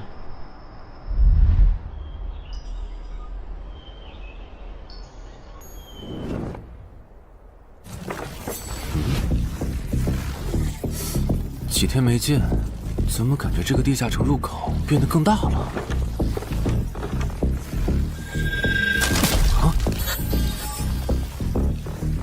准入等级6级，也就是说，这个地下城的等级现在介于6到10级之间了。我现在是5级，按照之前的升级速度，只需要再打1个到2个5级地下城，就能升到6级了。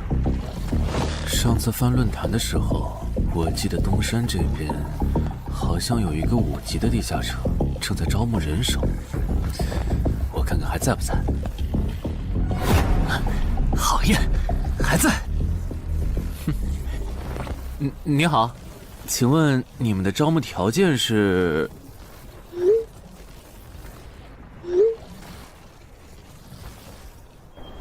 黑市金币？你问这个干嘛？我闲着没事翻论坛，发现论坛上的冒险者彼此之间做交易时，使用的货币不是现金。冒险者之间做交易，除了用地下城入口和掉落物，就是用黑市金币当货币。黑市金币有什么特殊之处吗？为什么不能用现金交易？黑市金币是挑战10级以上地下城的主要收获。我以前问过安教练，他说这东西10级后有大用处，可具体咋用没跟我细说。原来如此。对了，等级没到10级的冒险者，一般是从哪儿弄到黑市金币的？我也想搞一些。新手的话，你可以试试把不用的掉落物拿到鬼市去卖。你要卖吗？要的话，我晚上可以带你去东山的鬼市。要，谢谢徐哥。东山这边的鬼市只有每周一的凌晨2点到4点有。你别看这边人很多，实际上只有1/10是冒险者，甚至更少。这些摊贩也是卖的东西真真假假，很容易上当受骗。听起来有点像古玩市场。差不多吧。总而言之，东西先别急着卖，多转转，弄清楚物价后再卖东西。我这边还有点事，就不陪你继续逛了。好的。看不出他这人还怪好的。好了，到我来扫荡了。小哥，来看看这些，可都是宝贝啊！瞧一瞧，看一看喽！精品装备，仅此一天，价高者得。小哥，来看看我的矿石啊！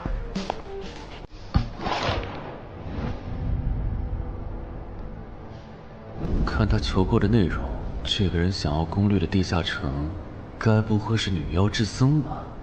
这位小哥，你有我要的东西吗？如果是对付女妖的话，口琴和长剑应该可以。有啊，你打算以什么价格收？我得先看看货，货好，价格都好说。要看货，你得等我半个小时，我回家拿去。那你得快点，如果在这期间有别人卖我要的东西了，我可就不收了。哼，知道了。都在这里了。这个口琴确实可以吸引女妖，我可以给你6枚黑市金币。Nice。至于这把剑，这剑携带圣化属性，对邪恶生物伤害加2点，能够有效攻击女妖。哦，有点意思。爷呀，你这把剑我可以给你8枚黑市金币，咱们加个微信吧。之后我这边如果再有需要，交易起来也方便。好啊。加好了。慢走啊！赚大发了。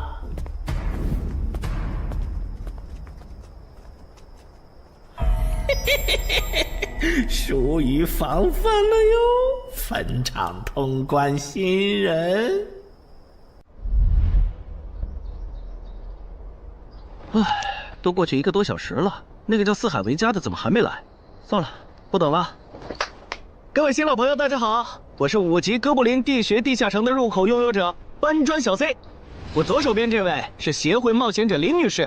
哟，本次攻略已在官方备案，大家可以不用担心秃鹫的问题。这边的3位大叔和我组队过3次，是实力和人品都很过硬的老手。这小子怎么每次都这么磨叽？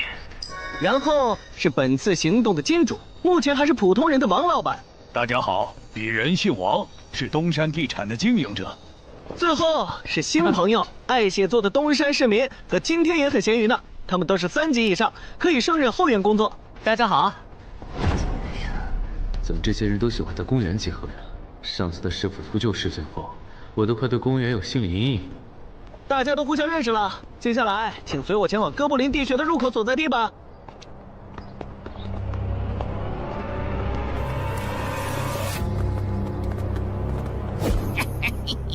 我就知道，他没用黑市金币购买装备，一定是又来换东山这边的低等级地下城的攻略门票了。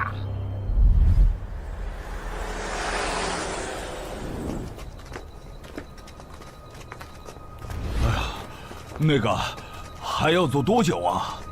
啊，快了快了，入口就在前面。小三，这入口你是怎么发现的？这也太偏了。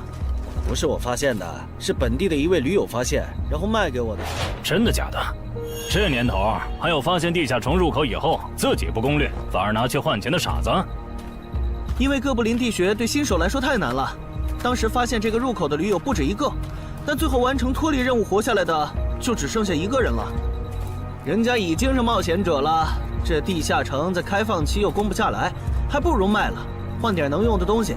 剩下的钱分给死去同伴的家属，这选择挺合理的呀，不是吗？合理是合理，但我觉得事情应该没那么简单。喂，你这人真是的，咱们都合作好几次了，你还怀疑我？到了，形状、颜色、大小完全一致。没错，这个就是5级的地下城，风险评估过了，可以进。讨厌。这下你放心了吧？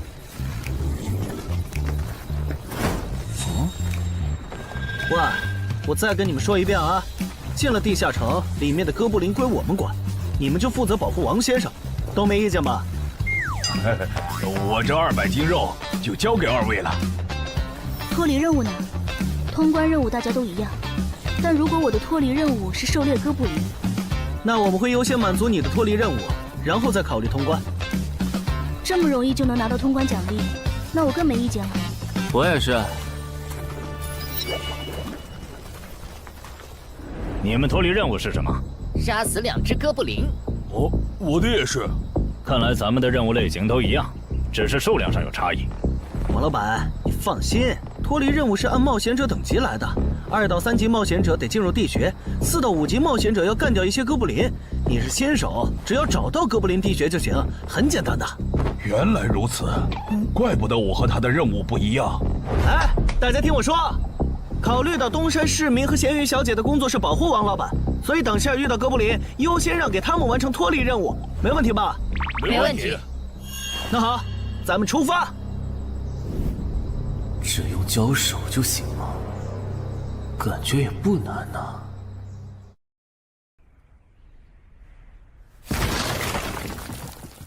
这个你不要吗？不要，你杀了吧。这就是5级地下城里的怪物吗？感觉也没多强啊。那是因为现在遇到的都是小怪，真正难搞的 BOSS， 得深入地穴以后才能遇到。一般情况下，哥布林地穴的 BOSS 哥布林勇士，得3、5个老手一起上才能干掉。哦，原来如此。那如果这个地穴里有2只甚至更多的哥布林勇士，咱们能对付得了吗？那肯定是对付不了的。不过一个哥布林部落只会诞生1只哥布林勇士，目前全球就1对冒险者遇过双胞胎哥布林勇士，这种小概率事件，咱们肯定碰不上。哦，那我就放心了。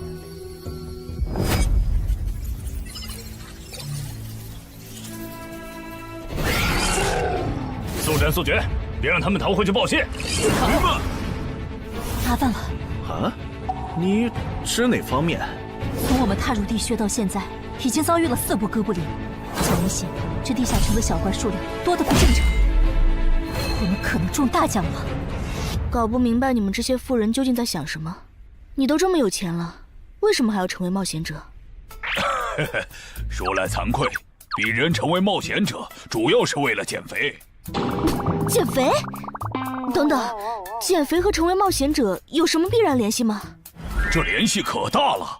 我特意托人问过，目前已知的职业里，有一种不需要锻炼，只要打坐消耗多余的体质，就可以不断变强的。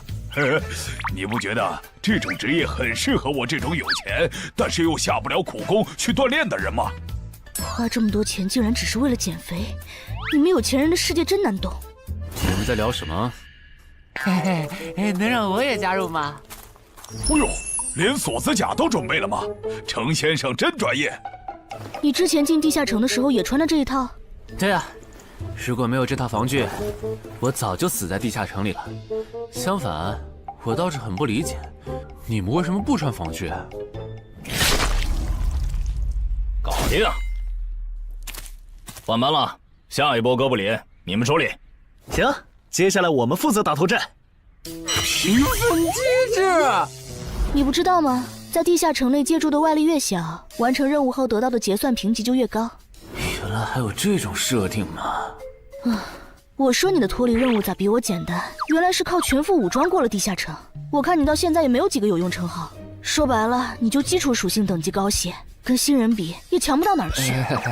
其实难搞，虽然知道野队不靠谱，但是没想到会这么不靠谱。8人组里竟然有2个新手要保护。你们3个等会儿再聊。拦路的哥布林小队已经清理掉了，可以继续前进了。好的。怎么有3个岔路？正常的5级地穴不是最多只有2个吗？看来我之前的担忧没错，咱们遇到了 bug。这是还不能透露给大众的地下城情报。平均每50个低等级地下城就会有一次实际挑战难度比当前等级高，甚至高很多的特殊情况，也就是 bug。bug 主要分3种情况，第一种是小怪数量的提升，第2种是 BOSS 数量的提升，第3种是 BOSS 强度的提升。比如我们现在遇到的，按照他这个说法，就很接近第1种。我之前经历的地下城，好像多多少少都有点问题。请问，出现 bug 的地下城，结算奖励会比平时多吗？这个要看地下城的实际攻略难度提升了多少。听说运气好，能出14、15级冒险者都眼馋的宝贝。所以，我们如果继续深入，可能会遭遇更多的哥布林。是的。听起来有点危险呢。要不这次就算了，咱们回去吧。反正我也成为冒险者了。不能回。这个地穴的哥布林数量虽然变多了，但 BOSS 的强度没变化呀。我们只要把 BOSS 解决了不就行了？只要速战速决，在大多数哥布林发现我们之前，找到并杀死这个地下城的 BOSS， 其实和正常通关没多大区别。BOSS 的强度没变化，只是你的猜测。要是 BOSS 强度大幅提高，无法快速击杀，等他的援兵一来，咱恐怕就得被困死在这地下城了。所以就要放弃啊？这点风险都不肯担，那还不如尽早转职当后勤算了。这是一点风险？情报不足就去挑战等级比自己高的地下城，简直就是找死！那个，要不这样好了，咱们举手表决，想要继续的留下，想退出的就原路返回。这主意行，两不耽误。来去自如，这你满意了吧？现在开始举手表决，要留下的举手。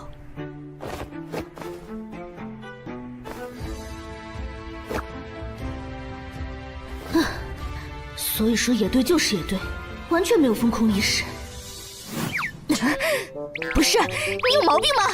他们等级高，想拼一下我能理解，你实力还不如我呢，你凑什么热闹？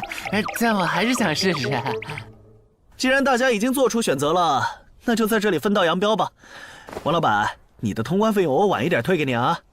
哎呀，不用，就当交个朋友了。走了。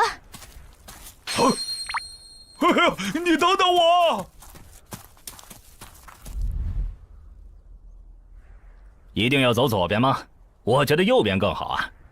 那就猜拳，谁赢了听谁的。要是平局怎么算？靠谱吗？这两人平局就走中间呗。我怎么感觉上贼船了？石头，剪刀，哦！好耶！我赢了！哎呀，早知道出剪刀了呀！可恶！等下 BOSS 出来了，你不用上，你就负责清小怪，别让哥布林打扰我施法。没问题。那个，你为什么那么不看好他们呀？这个地下城真的有那么危险吗？你怎么知道我不看好他们的？啊，我毕竟是做生意的嘛，基本的察言观色还是会的，所以，我选择退出主要是因为这个称号，它的效果是为佩戴者指出前方的危险。之前的地穴，我就靠它发现地穴深处有俩能要我命的家伙。我听了官方冒险者给的消息，我认为这个入门级地下城是少见的双 BOSS 地下城。一般单 BOSS 地下城要3到5个同等级冒险者才能打通，那双 BOSS 的话，咱们这点人肯定不行。你信不信？我要是跟他们把话说开了，明天情报商人那儿就会有我和我这称号的情报。为啥要我牺牲自己的利益去拦着他们作死？大家又不熟。再说了，作为临时队友，我在保证自己安全的情况下，都尽力劝他们了，不听那是他们的事。那你为什么肯和我说这些？你不用担心，我不会害你。你又不在冒险者这行混，没必要为点情报费招惹我这种有潜力的人。说出来也没啥。哦，这样啊。怎么了？不能再继续前进了，外面有更致命的危险。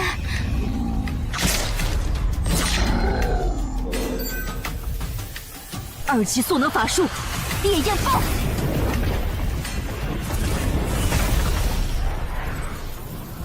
原来离开战前套给我的元素护甲是干这个用的呀！不愧是官方冒险者，虽然同为5级，但他的称号、职业、技能和装备都已经毕业了，而且还是最难凑齐的一套法系职业。干得漂亮！换班，下一波哥布林你们来处理。好的。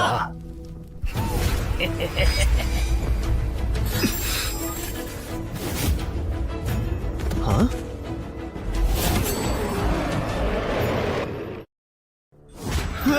你们看，那是不是 BOSS 啊？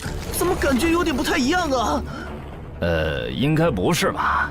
这么矮，和哥布林勇士完全不沾边啊！等等，这是，大家小心，这确实是 BOSS， 只不过不是哥布林勇士，是哥布林萨满。给我冲！大家速战速决，在哥布林勇士出现以前结束战斗，不然我们就危险了。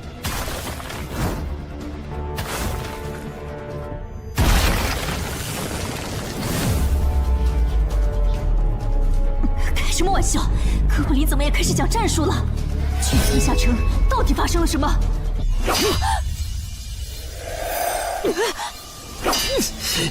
快走，我来会会这家伙。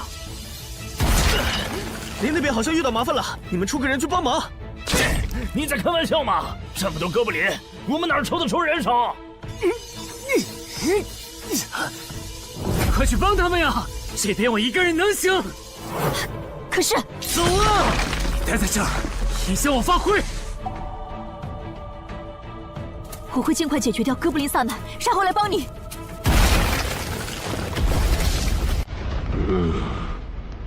可不，现在没人能打扰我们了。来。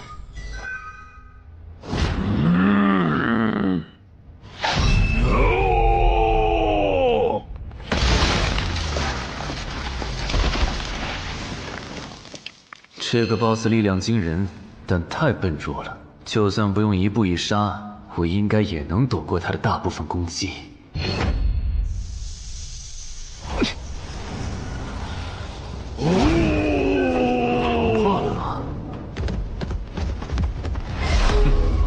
太简单了。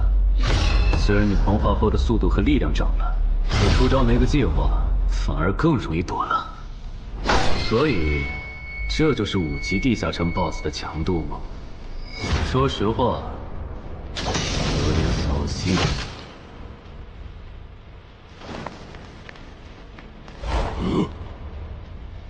你这种程度，连当我的开胃前菜都不配。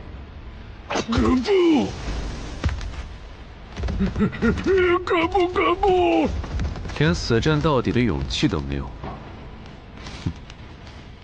这样看，我以后不用对5级地下城抱有期待了。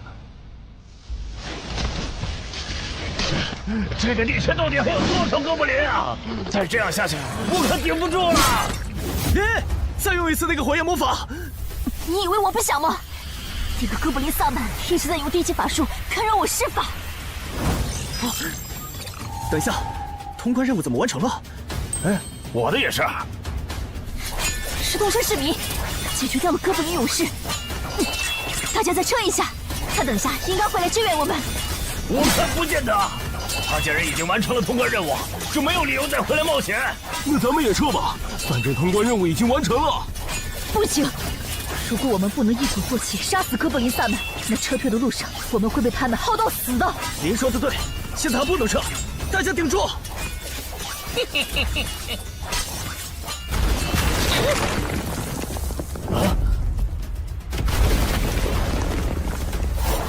是东山市民。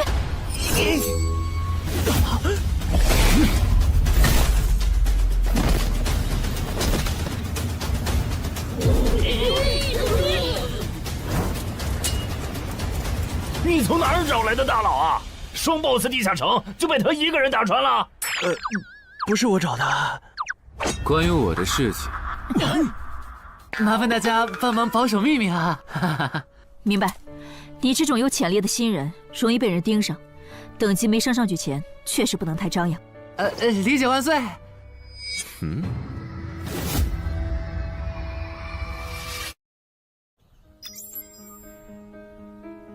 不能出去，外面有更致命的危险。啊，更致命的危险？就是有一个危险程度远比双 BOSS 大的冒险者守在外面，我们出去就会被杀。那怎么办？回去找其他人，说服他们一起抱团冲出去。啊！你们竟然把2个 BOSS 都杀了！这俩可都是他一个人干掉的，我们都没出多少力。怎么是他？我之前明明用称号确认过，他威胁不到我。等等，你怎么知道这个地下城有2个 BOSS 的？难道你刚刚一直躲在我们身后偷看？那倒没有，在你们遇到 BOSS 以前，我们就已经走到出口了。之所以知道这个地下城里有2个 BOSS， 是因为我的这个称号，他能帮我找出前面对我有威胁的存在。我就是靠他才知道这地下城有2 BOSS 的。不是吧？你有这么好用的称号，你之前不提醒我们？我是没有直接提醒，但我有劝过你们不要继续深入地穴吧。那你为什么又折返回来？因为出口那边有一个比双 BOSS 更强、敌意更浓的高等级冒险者在堵门。外面有高等级冒险者在堵门，你确定？确定。先是地下城难度超标，再是高等级冒险者堵门，可疑的地方太多了。说，是不是你搞的鬼？不是我，不信咱们签单项契约确认。等等，堵门的高等级冒险者，不会是那个爽约没来的四海为家吧？那个，我想问一下，你的称号可以预知危险，那如果我对你流露出杀意，你能判断我和堵门的人谁更强吗？能。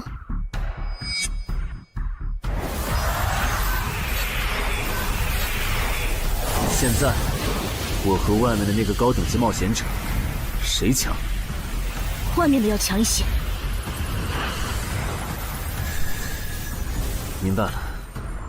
那摆在我们面前的，就只有一条路了。大家先去结算各自的脱离和通关任务，等提升完，咱们就去和出口的堵门者拼命。也只能这样了。早知道买这个地下城会出这么多事，我当时就不该手贱。事已至此，后悔也没用了。再说，咱们这么多人，未必打不过。这都多久了，怎么还没人出来？那个通关坟场的小子不会死里边了吧？你有没有兴趣？不好意思啊，我想再考虑一下。没想到第一次进入地下城，就让你遇到这种事，实在不好意思啊。结算出来了，这次没有掉落史诗级奇物，看来双 BOSS 的地下城难度也远不如坟场了。感觉下一个地下城可以跳过6级，直接尝试7级了。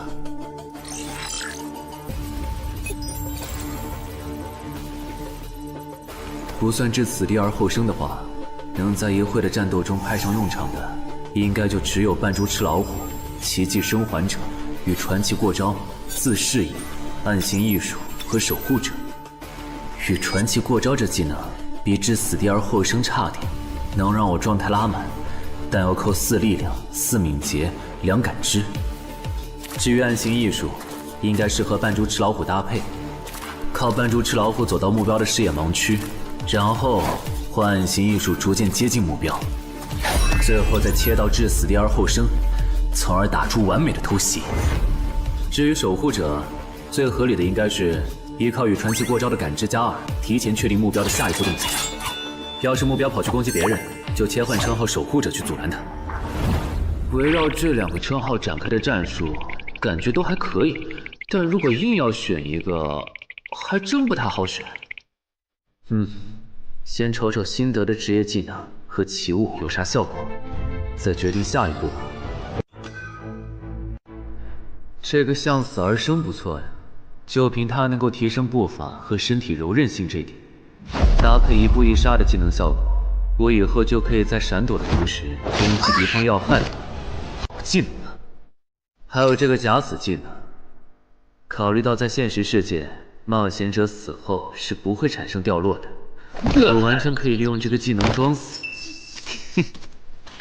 然后找机会偷袭反杀，兵不厌诈。只要那个堵门的不是脑子有毛病，非得跟尸体较劲，我就能狠狠地阴他一把。当然，这是万不得已的选择。要是可以的话，我肯定想光明正大的阴你。哇，这次掉落的东西都很棒啊，骨笛、萨满旗帜和传承之书，以后去地下城就能有个哥布林跟班了。而且这个哥布林的秘药搭配上骨笛，运气好的话，能拉来一只哥布林勇士当打手。保险起见，我就不继续囤升级券了，先把战斗力拉到最高再说。我目前持有的奇物中，等级最高的就是这家伙了。把奇物升级券用在他身上，肯定是最优解。就这样，对传奇亡灵库罗德的头盔使用奇物升级券，只能升到史诗级。那算了，先用装备熔炼炉把这几个用不上的给熔炼了，看能出什么好东西，再决定奇物升级券用在哪儿。不是装备型的奇物不能熔炼吗？那我手里没用的装备，估计也熔不出啥好东西。没办法了，用奇物升级券提升被污染的名剑吧。使用奇物升级券，好酷的剑！头盔和武器确定了，那装备祈愿券就用在防具上吧，正好替换掉我买的锁子甲。厉害！这套铠甲穿起来比我之前用的锁子甲还轻便。东山市民，你那边完事了吗？差不多吧，你们整理完了吗？完事了，再给你们上一轮 buff，就可以出发了。你的装备好酷啊！这些都是你在这个地那下再等我一下，我招个怪物随从。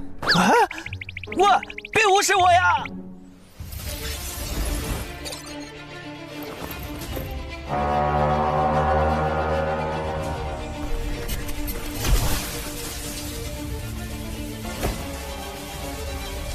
别，你招个这样的怪物随从，没什么意义吧？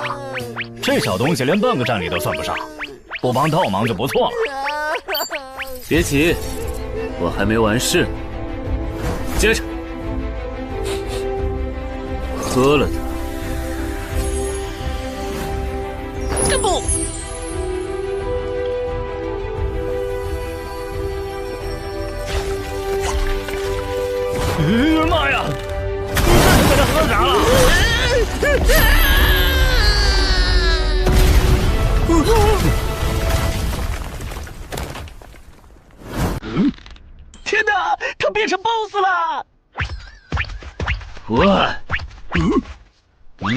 那边有适合你的衣服和兵器，自己拿吧。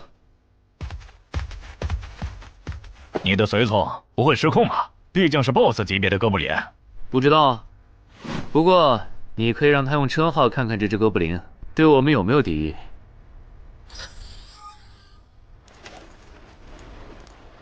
看了，他对我们没有恶意。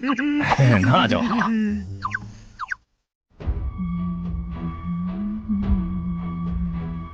法师护甲以及属性强化，雄之坚韧。好厉害，体质竟然加强了2点。属性增益只有1个小时。法师护甲能给没穿护甲的地方加点防护，虽说比不上你身上这套的防护力，不过有宗并没有强。我呢？好耶！你没事吧？没事，休息一会儿就好。嘿嘿，终于出来了！啊，怎么还混进去了一只哥布林勇士？说好的有人在出口堵门呢，这也没有啊。估计是藏起来了，你用称号看一下他在哪儿。好。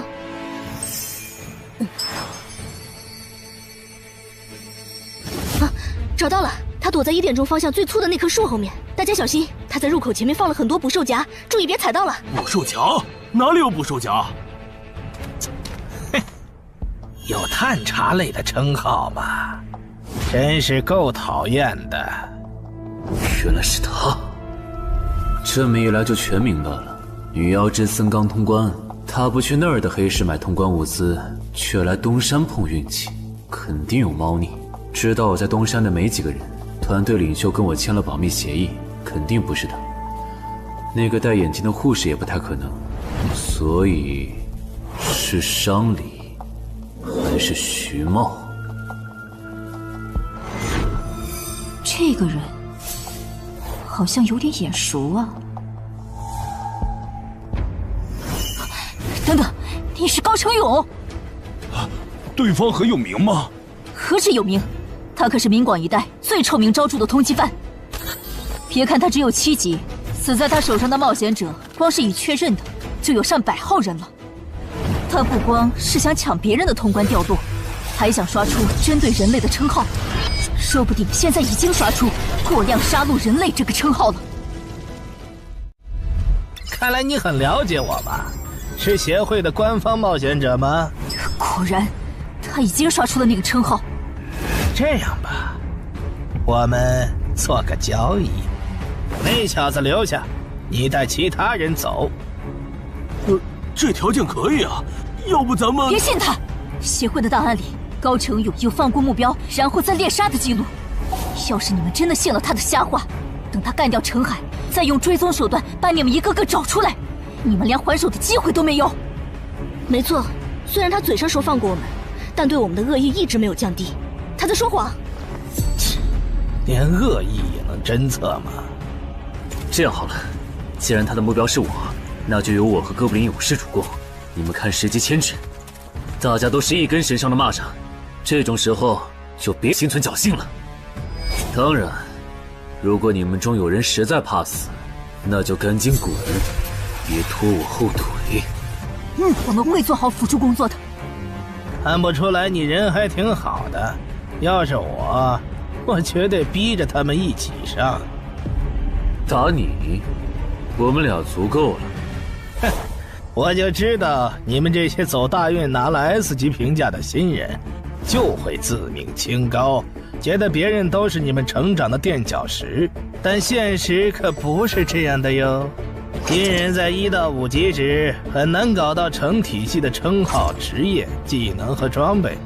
你的武器和铠甲这么豪华，我猜大多是装备吧。不巧哦，我的技能偏克你这类新人。可是，迟缓术。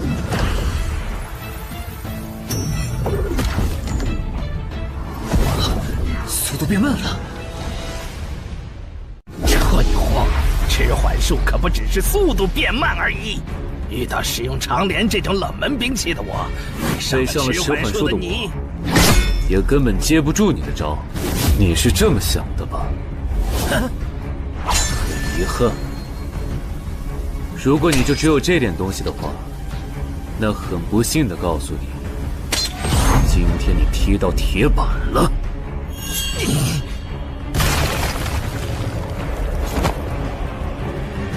开什么玩笑！我百试百灵的组合技，竟然被他这么简单的破了吗？这真的是只经历了3个地下城的新人该有的水平吗？嘿，那个高成勇也没有你说的那么厉害啊！一上来就被陈海大佬没收武器了，感觉陈海大佬都用不上咱们了。不是高成勇不厉害，是陈海太强了。现在的他，恐怕和明省分部重点培养的那位超新星是一个水平。如果我说我认栽，那把长镰我也不要了，能放我一马吧？换位思考的话，你会吗？说的也是。消失了，那件披风的效果是隐身。唉，一想到超新星要死在我手里，我就感到惭愧呀。如果你没遇到我这样的新人杀手，大概会成为传说级冒险者吧。可惜，今天你就要死在这儿了，是你选择的死战。陈海，小心，那人没走，就在你周围。你这娘们儿！你在看哪儿呢？你不可能！你怎么知道我在这里的？因为我感知20，你的一举一动在我这儿都是明白。蛮感知吗？这个人你来杀。好嘞！老天，真是不公平！我想问一下，3人冒险者如果要加入协会，录入个人信息大概要多久？工作日的话，半天。这么看来，就是云霄市协会泄露消息的。我申请加入东山的官方冒险者协会，不过我前天口头上答应要加入云霄市的，他们还没录入我的个人信息。现在换到东山，程序上合规吗？当然，我代表东山市冒险者协会欢迎你的加入。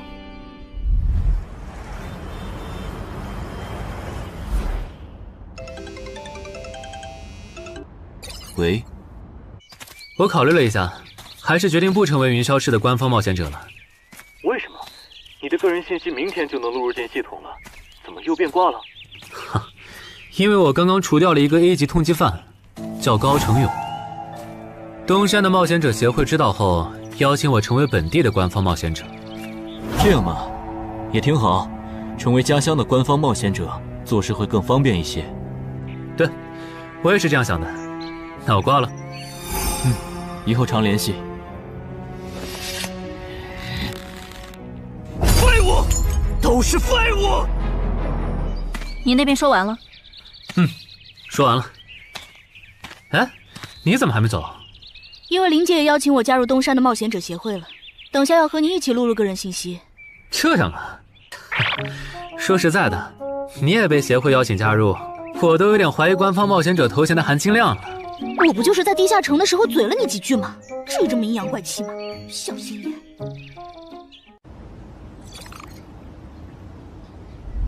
请关闭称号和职业技能，用你自己的力量对着他出拳。好。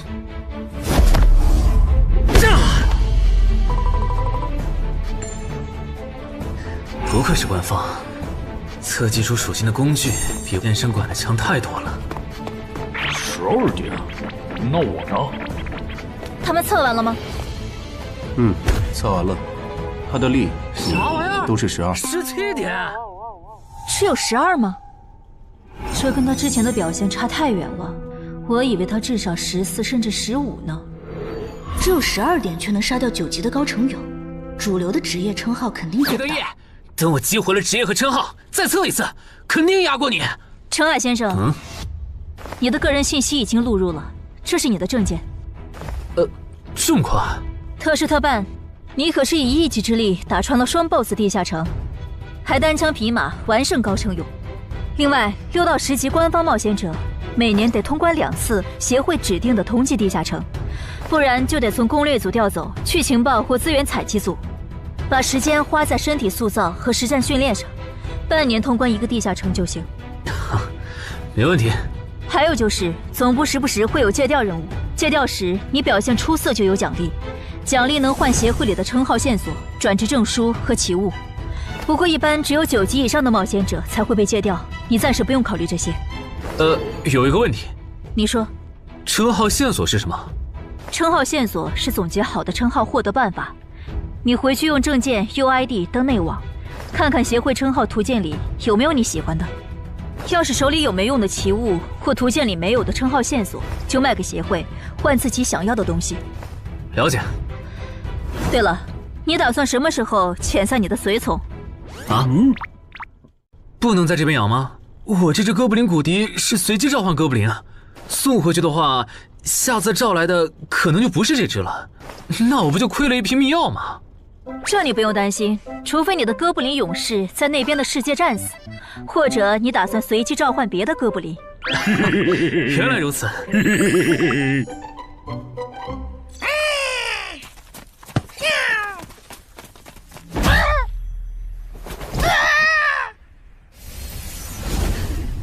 跟我来吧，我带你们去认识一下同事们。好。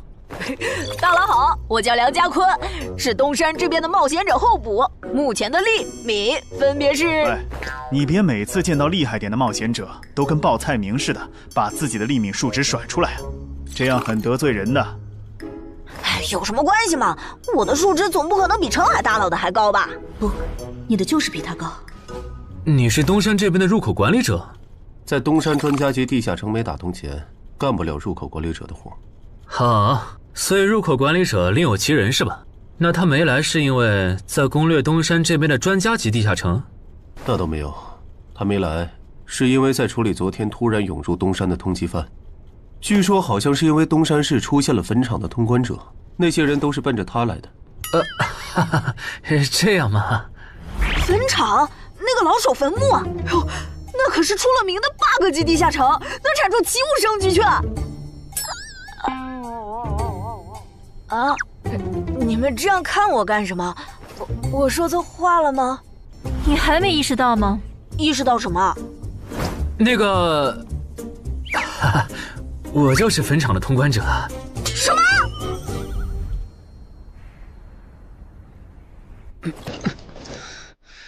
虽然已经说好这段时间把精力用在属性提升和恶补地下城知识上，但家里这个入口，我还是想有始有终。一个人单刷的，我全力以赴的时候，大概相当于10级。完成脱离任务应该也没什么难度吧？感觉也没怎么变。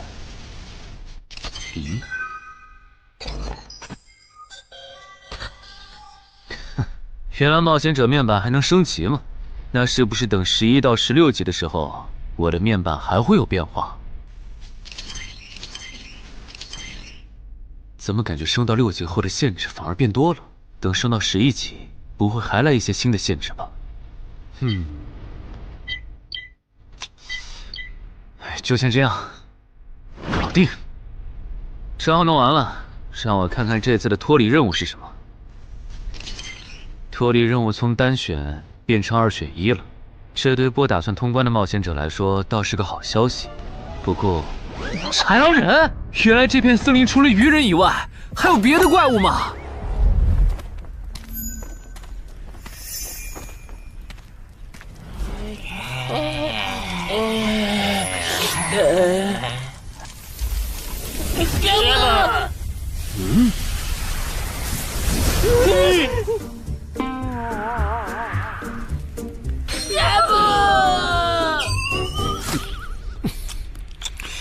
所以在你看来，那些豺狼人阴险狡诈，并且还特别喜欢欺负弱小，是吗？没错没错，就是这样。这不就一群森林恶霸吗？嘿嘿，答对了。那这一次就不做和豺狼人有关的轮换任务了，先找到潮汐鱼人的孵化池，然后试试能不能通关。好了，我要问的问完了，你可以回去了。什么？我不要！你不想回去？是的。好吧，你留下来也行。好耶，好耶！但我先说好，这个地下城的挑战等级是7级，你悠着点。放心吧，我很强的。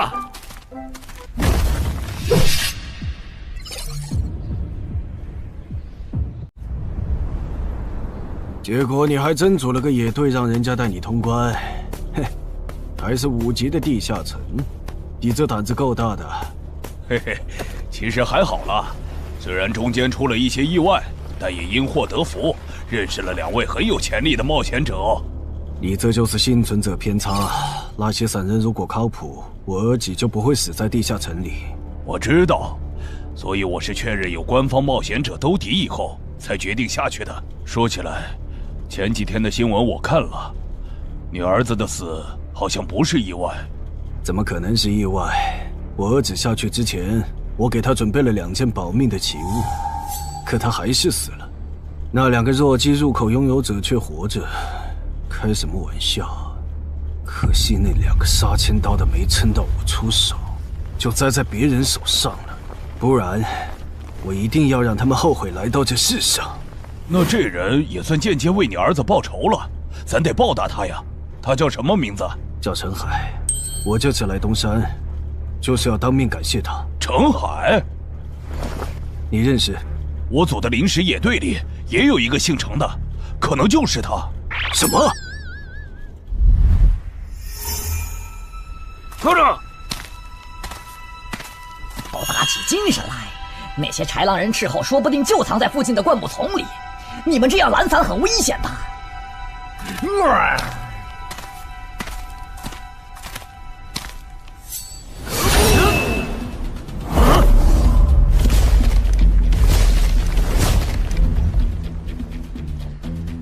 话说，你会说他们的语言吗？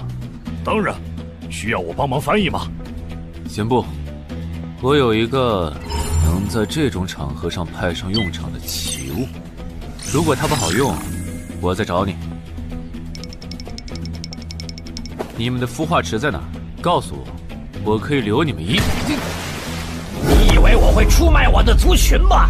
绿皮傻大个的小跟班儿！中你们就杀了我！队长死了，别得意，领军大人会为我们报仇的，咕噜。在湖底有一个水下洞穴，穿过洞穴会抵达一个天然的地下洞窟，我们的孵化池就在那里。你叛徒，咕噜！这只留他一命，挂树上，之后咱们去找湖。你跑那么远干什么？人类果然都不是好东西。那个冒险者很强。不好，是白战的霍格。去通知游击队，把湖里的鱼人引出来，给这个冒险者创造破坏孵化池的机会。好的，霍格老大。至于你，哇，这湖比之前用无人机航拍的时候感觉还大。得先找到水下洞穴，然后游好久才能到孵化池。就这要求，能把99%的冒险者都给淘汰掉。不过好在我有海之炎能水下呼吸，虽然不会游泳，但头盔里有库罗德水下战斗的经验。老大，我不会游泳，我可不可以先回去啊？你不会游泳？行吧，那我先送你回去。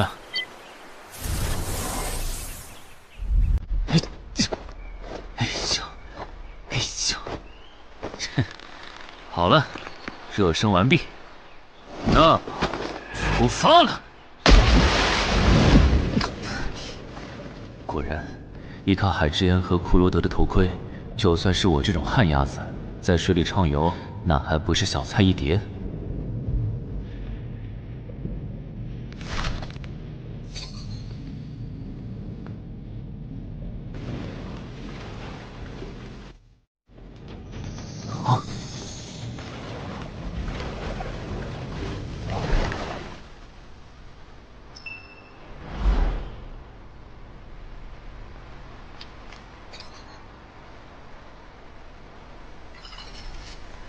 常驻脱离任务完成了，看来这里就是鱼人的孵化池了。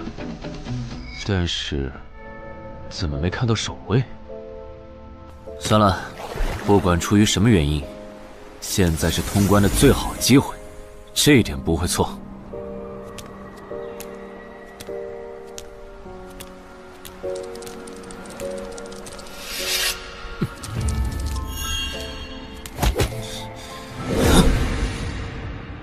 就一个咕噜，有点不够分呐，咕噜。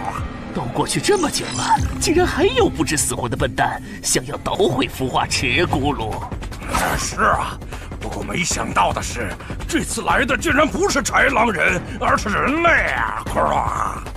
原来守卫一直藏在上面了，1对4，他们应该不会给我穿装备的时间，用至死地而后生，速战速决吧。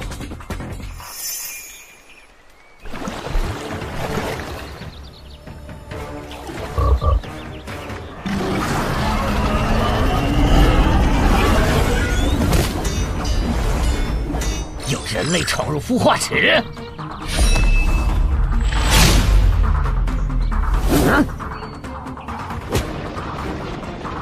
霍格老大，鱼人撤了，应该是湖里的鱼人哨兵发现那个人类冒险者了。派个机灵点的去湖边盯着，如果那个人类冒险者逃出来了，就通知我。好的，霍格老大。这几只守卫的强度比哥布林勇士高不少，他们应该就是这个地下城的 BOSS 吧。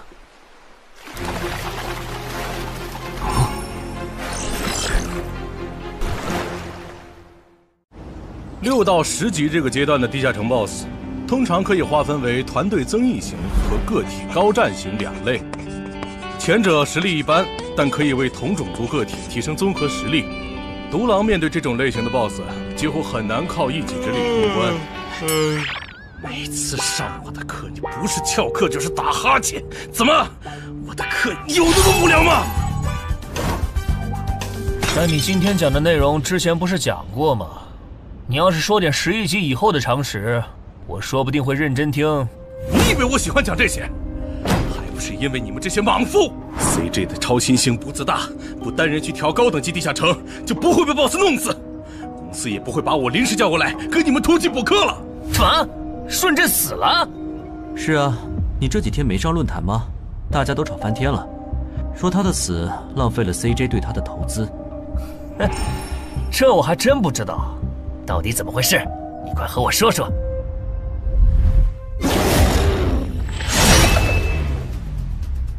小心，这个人类是极其罕见的高感知个体，偷袭对他没用，大家一起上，咱们耗死他！那个鱼人 BOSS 什么情况？都被我杀了这么多精英鱼人了，他怎么还在旁边观望？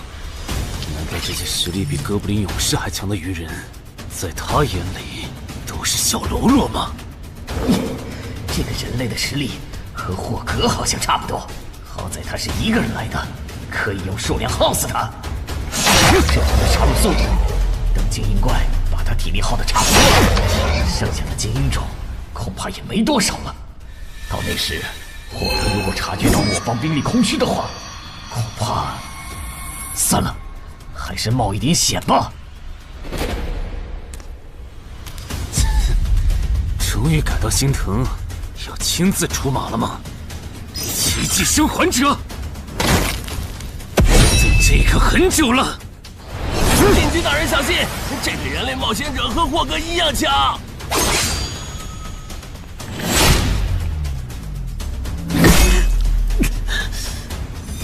很好。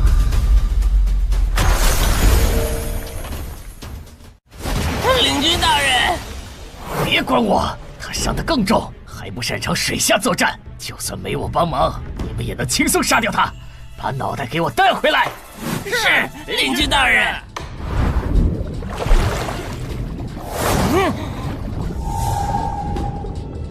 那个人类不是重伤了吗？他咋能这么快逃到这儿，还迅速干掉鱼人哨兵的？他是被人潜到身后，然后一招毙命的。那个人类很擅长水下作战，所以领军大人的判断可能是错的。什么？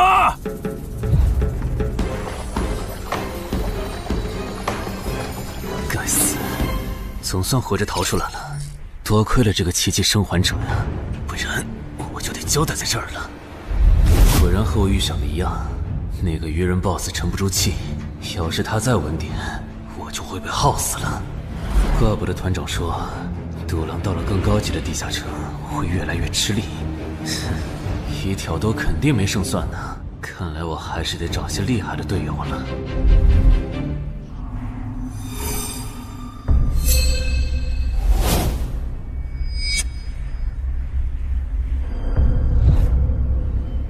那个人类冒险者活着回来了，他现在是什么状态？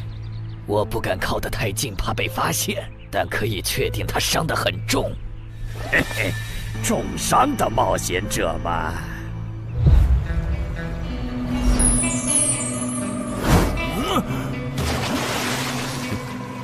下次再找你们算账。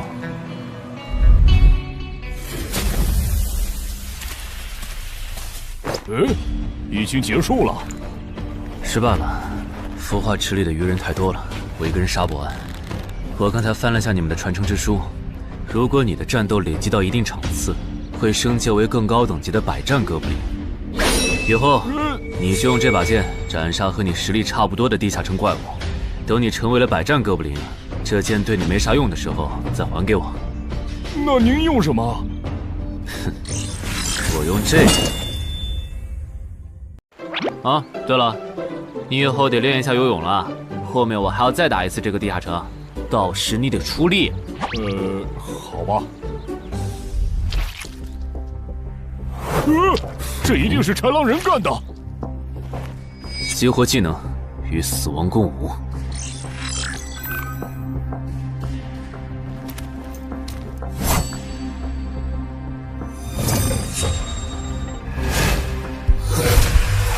用脚破阵，好快！切！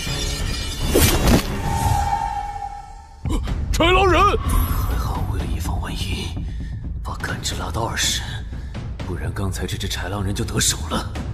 切！这个人类不是受重伤了吗？可他刚才的动作根本就不是重伤之人能做出来的。他不会是在钓鱼吧？他跑了！不一定是逃跑，也可能是在示弱，引诱我们过去。那咱们还追吗？如果追过去的话，感觉很可能会进入他们的包围圈。算了，不追了。等找到足够强的队友，做了充分的准备以后，咱们再回来和他算账。好的。哎，没想到6到10级的地下城的难度会比5级的高那么多。下次得提前掌握好情报再去通关，不然风险确实太大了。是任务结算呢。哼，说起来，这一次我虽然没有通关，但宰了那么多鱼人，怎么说也该有个 A 吧。水产过敏怎么了？不对，你怎么知道我水产过敏的？还有啊，我是人，你给我一袋动物口粮是什么意思啊？就算他吃不完，这会难吃。什么？他加入东山的冒险者协会了？你给我站住！你当初是怎么信誓旦旦的跟我说他死定了的？连高成勇都栽在他手上了，我能怎么办？听你这意思，我弟弟的仇你是不打算管了呗？哼，也是，你已经靠我爷爷成了云霄市入口管理人，上了岸的你哪能冒着被革职的风险对隔壁市的超新星下黑手呀？我真是看错你了，早知道爷爷当初留下来的资源就该用在周德身上。干什么？转手我爷爷留下来的遗物啊！我弟弟死了你不帮忙，那我就把你想要的遗物给能给我报仇的外人了。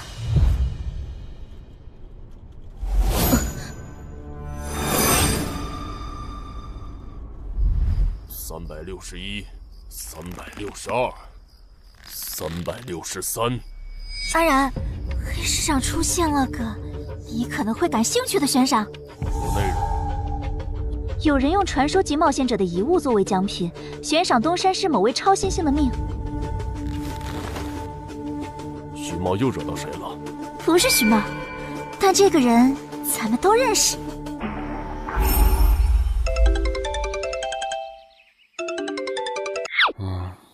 啊！陈海哥，你被人盯上了。我知道呀，这问题不是已经解决了吗？这次不一样，有人在网络黑市高价买你的命。哎呀，你别不当回事！发出这则悬赏的人出价很离谱。我哥说，如果不是你救过我，他说不定也要分一杯羹。具体怎么回事？你再详细说一下。就是我哥他们在网络黑市上看到。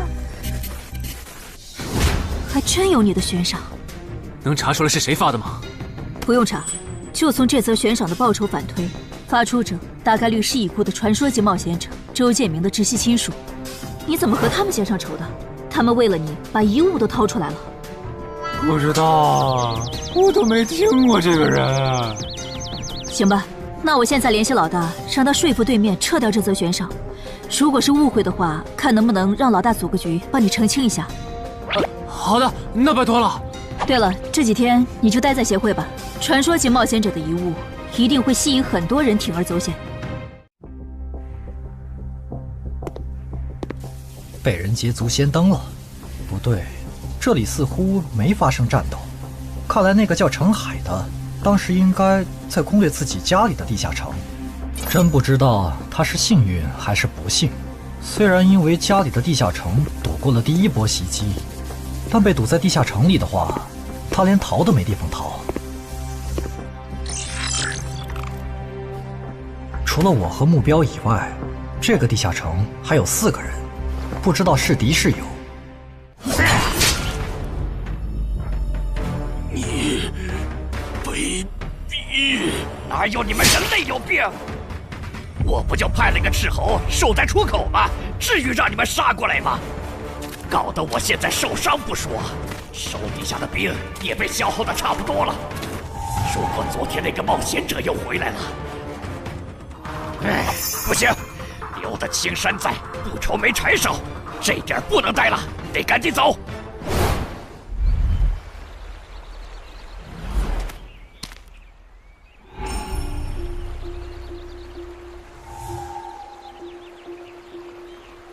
3个猎人，也就是说，目标那边顶多只有1个同伴吗？这么看的话，这个游戏变得更有意思了。安教练，你找我？对，程海被悬赏的事，你知道吧？知道。那正好，你给程海打个电话，如果他不知道自己被悬赏了，随便挑个6到10级地下城，邀请他和你一起打。剩下的不用我说，知道该怎么做吧？徐茂打过来的，肯定因为悬赏的事。不知道他是来提醒我的，还是来试探我的。哎呀，算了，还是不接了。反正家里地下城入口这次肯定是暴露了。要是之后问起来，我就说在攻略家里的地下城。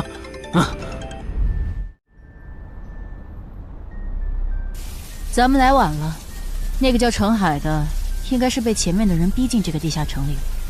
我们还进去吗？进。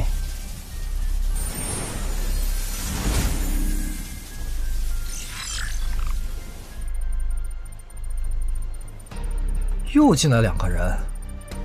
等等，这个轮换脱离任务怎么变得无法完成了？难道说这个地下城的精英豺狼人已经被杀到不足5匹了？你好，那边的人让我问你，要不要一起开个会？那边的狂战士好像有事要跟咱们商量。也就是说，你和你的同伴是最先进入这个地下城的，程海不在这里。对。那我不明白了，你们没堵到人，为什么不离开，反而在这儿扎堆守着湖呢？因为我同伴的主职业是海兽祭司，他因为职业特性的原因，发现这个地下城刚刚诞生了一只英雄级鱼人，他想趁着对方还未成长起来，和他签订主仆契约。那你们呢？你们为什么不去做轮换脱离任务？因为我们进入地下城用无人机找程海的时候，只发现了守在湖边的他。等我们赶过来以后，他既不承认程海在湖里，又不肯交代他守在湖边不走的理由，那我们能怎么办？只能陪他在湖边耗喽。这不能怪我呀，我总不能说我的同伴下水了，但我不会游泳，只能在岸上等他吧。你这家伙，啊，我怎么了？先等一下，你们的事情我大概了解了，但这应该没有商量的必要吧？有必要。刚刚我的同伴死了。啊？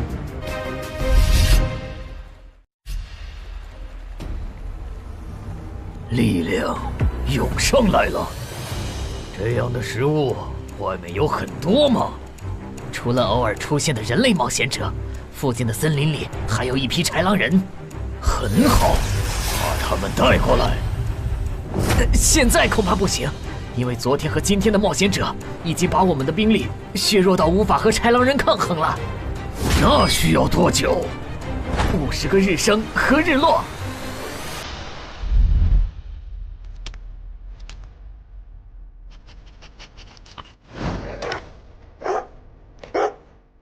没想到独狼沈木竟然死在了这个地下城。他不是一直这样忙吗？遇到克制自身的地下城，就会因为没有人帮他兜底而陨落。是这个道理，但这白痴为了断其他人的后路，单独猎杀豺狼人，结果把自己给玩死，是我没想到的。那我们之后怎么办？鱼人的孵化池大概率在水中，我们的职业和奇物都不适合在水下作战。完不成脱离任务的话，我们会被困在这个地下城的。这个地下城的最大挑战者数是15，除了我们和这个白痴以外，还有12个名额。只有其中有擅长水下作战或者能帮助我们完成脱离任务的，我们就能脱离。所以，回出口。我都说多少遍了，我的同伴是海兽祭司啊！这个职业的水下作战能力很强，以他的实力，不可能连逃回来都做不到。这个地下城绝对不正常。关键是现在要离开这个地下城，只能靠常驻脱离任务，这下麻烦了呀！回出口吧，排除掉那个搞崩了轮换任务的王八蛋，这个地下城还能再进7个人，说不定其他人里面就有能帮助我们完成脱离任务的。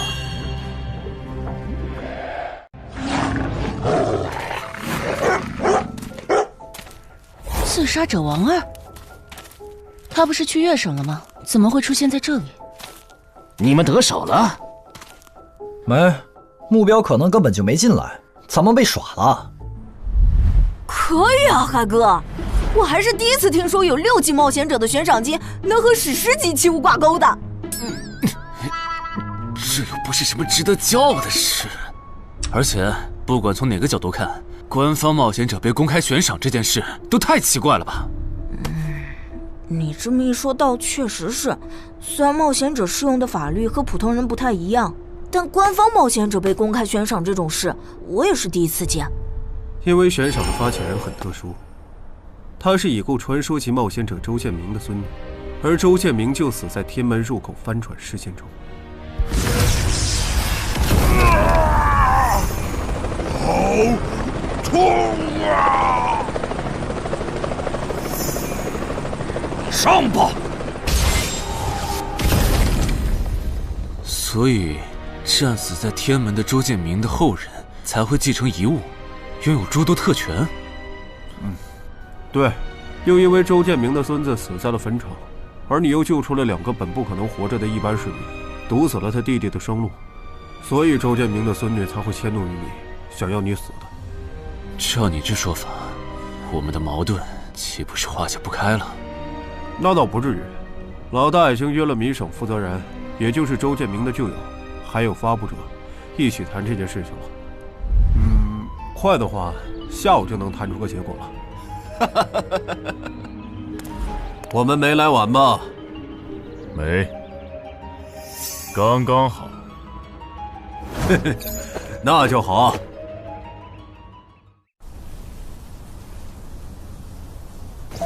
啥情况？怎么进不去？刚刚那个人还可以的，不会刚好到我就满员不让进了吧？我觉得我们现在得团结起来，一起完成任务。话说，你们找到陈海了没？他根本不在里面。啥？陈海不在这个地下城？脱离任务需要下水才能完成？对，本来轮换任务不用下水的，现在任务推进不了，只能等入口翻转以后再进去了。关键是这片森林里的物资，可能不够我们撑到入口翻转的那一天。那怎么办？有人的物品栏里带了足量的食物和水吗？我可以高价收。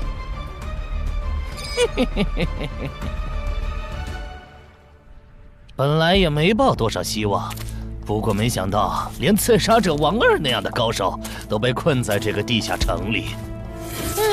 这样看，少了这些竞争对手，等我完成脱离任务出去以后，说不定真的可以燃制周建明的史诗级遗物了。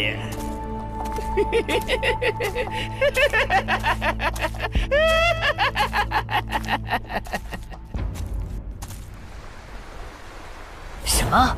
有远方的鱼人部落派使者来拜访我们？是的，对方自称是寇涛鱼人的大祭司。大祭司？吞噬者大人，要和他见一面吗？见，不过以防万一，把放出去的鱼人都叫回来吧。寇涛鱼人吗？呵呵，我还真挺想知道他是怎么找到我这里的。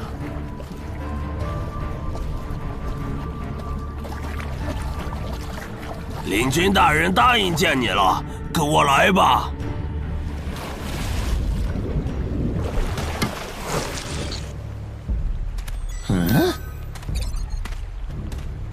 这就完成脱离任务了，真是得来全不费功夫。你在看什么？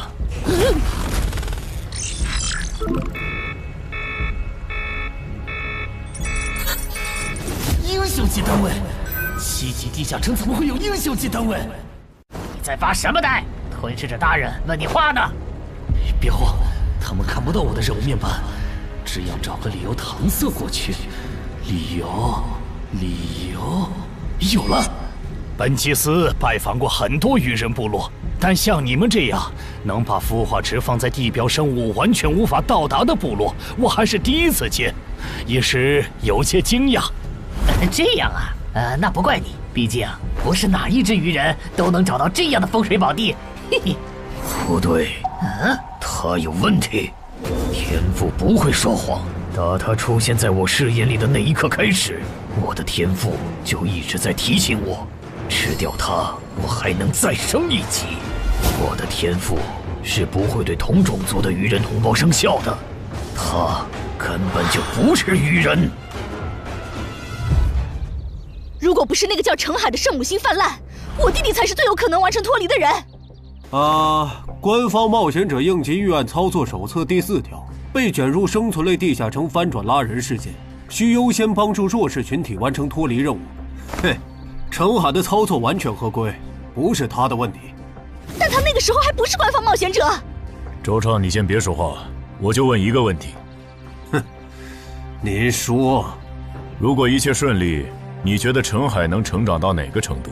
优秀的中间，独当一面的地区负责人，还是传说？以散人冒险者开局，1个月到6级，还单杀了新兴猎手高成勇。不管从哪个角度看，程海都比同期的我要强。再结合他在坟场的表现，我觉得他至少都能胜任地区负责人，甚至有望冲击传说。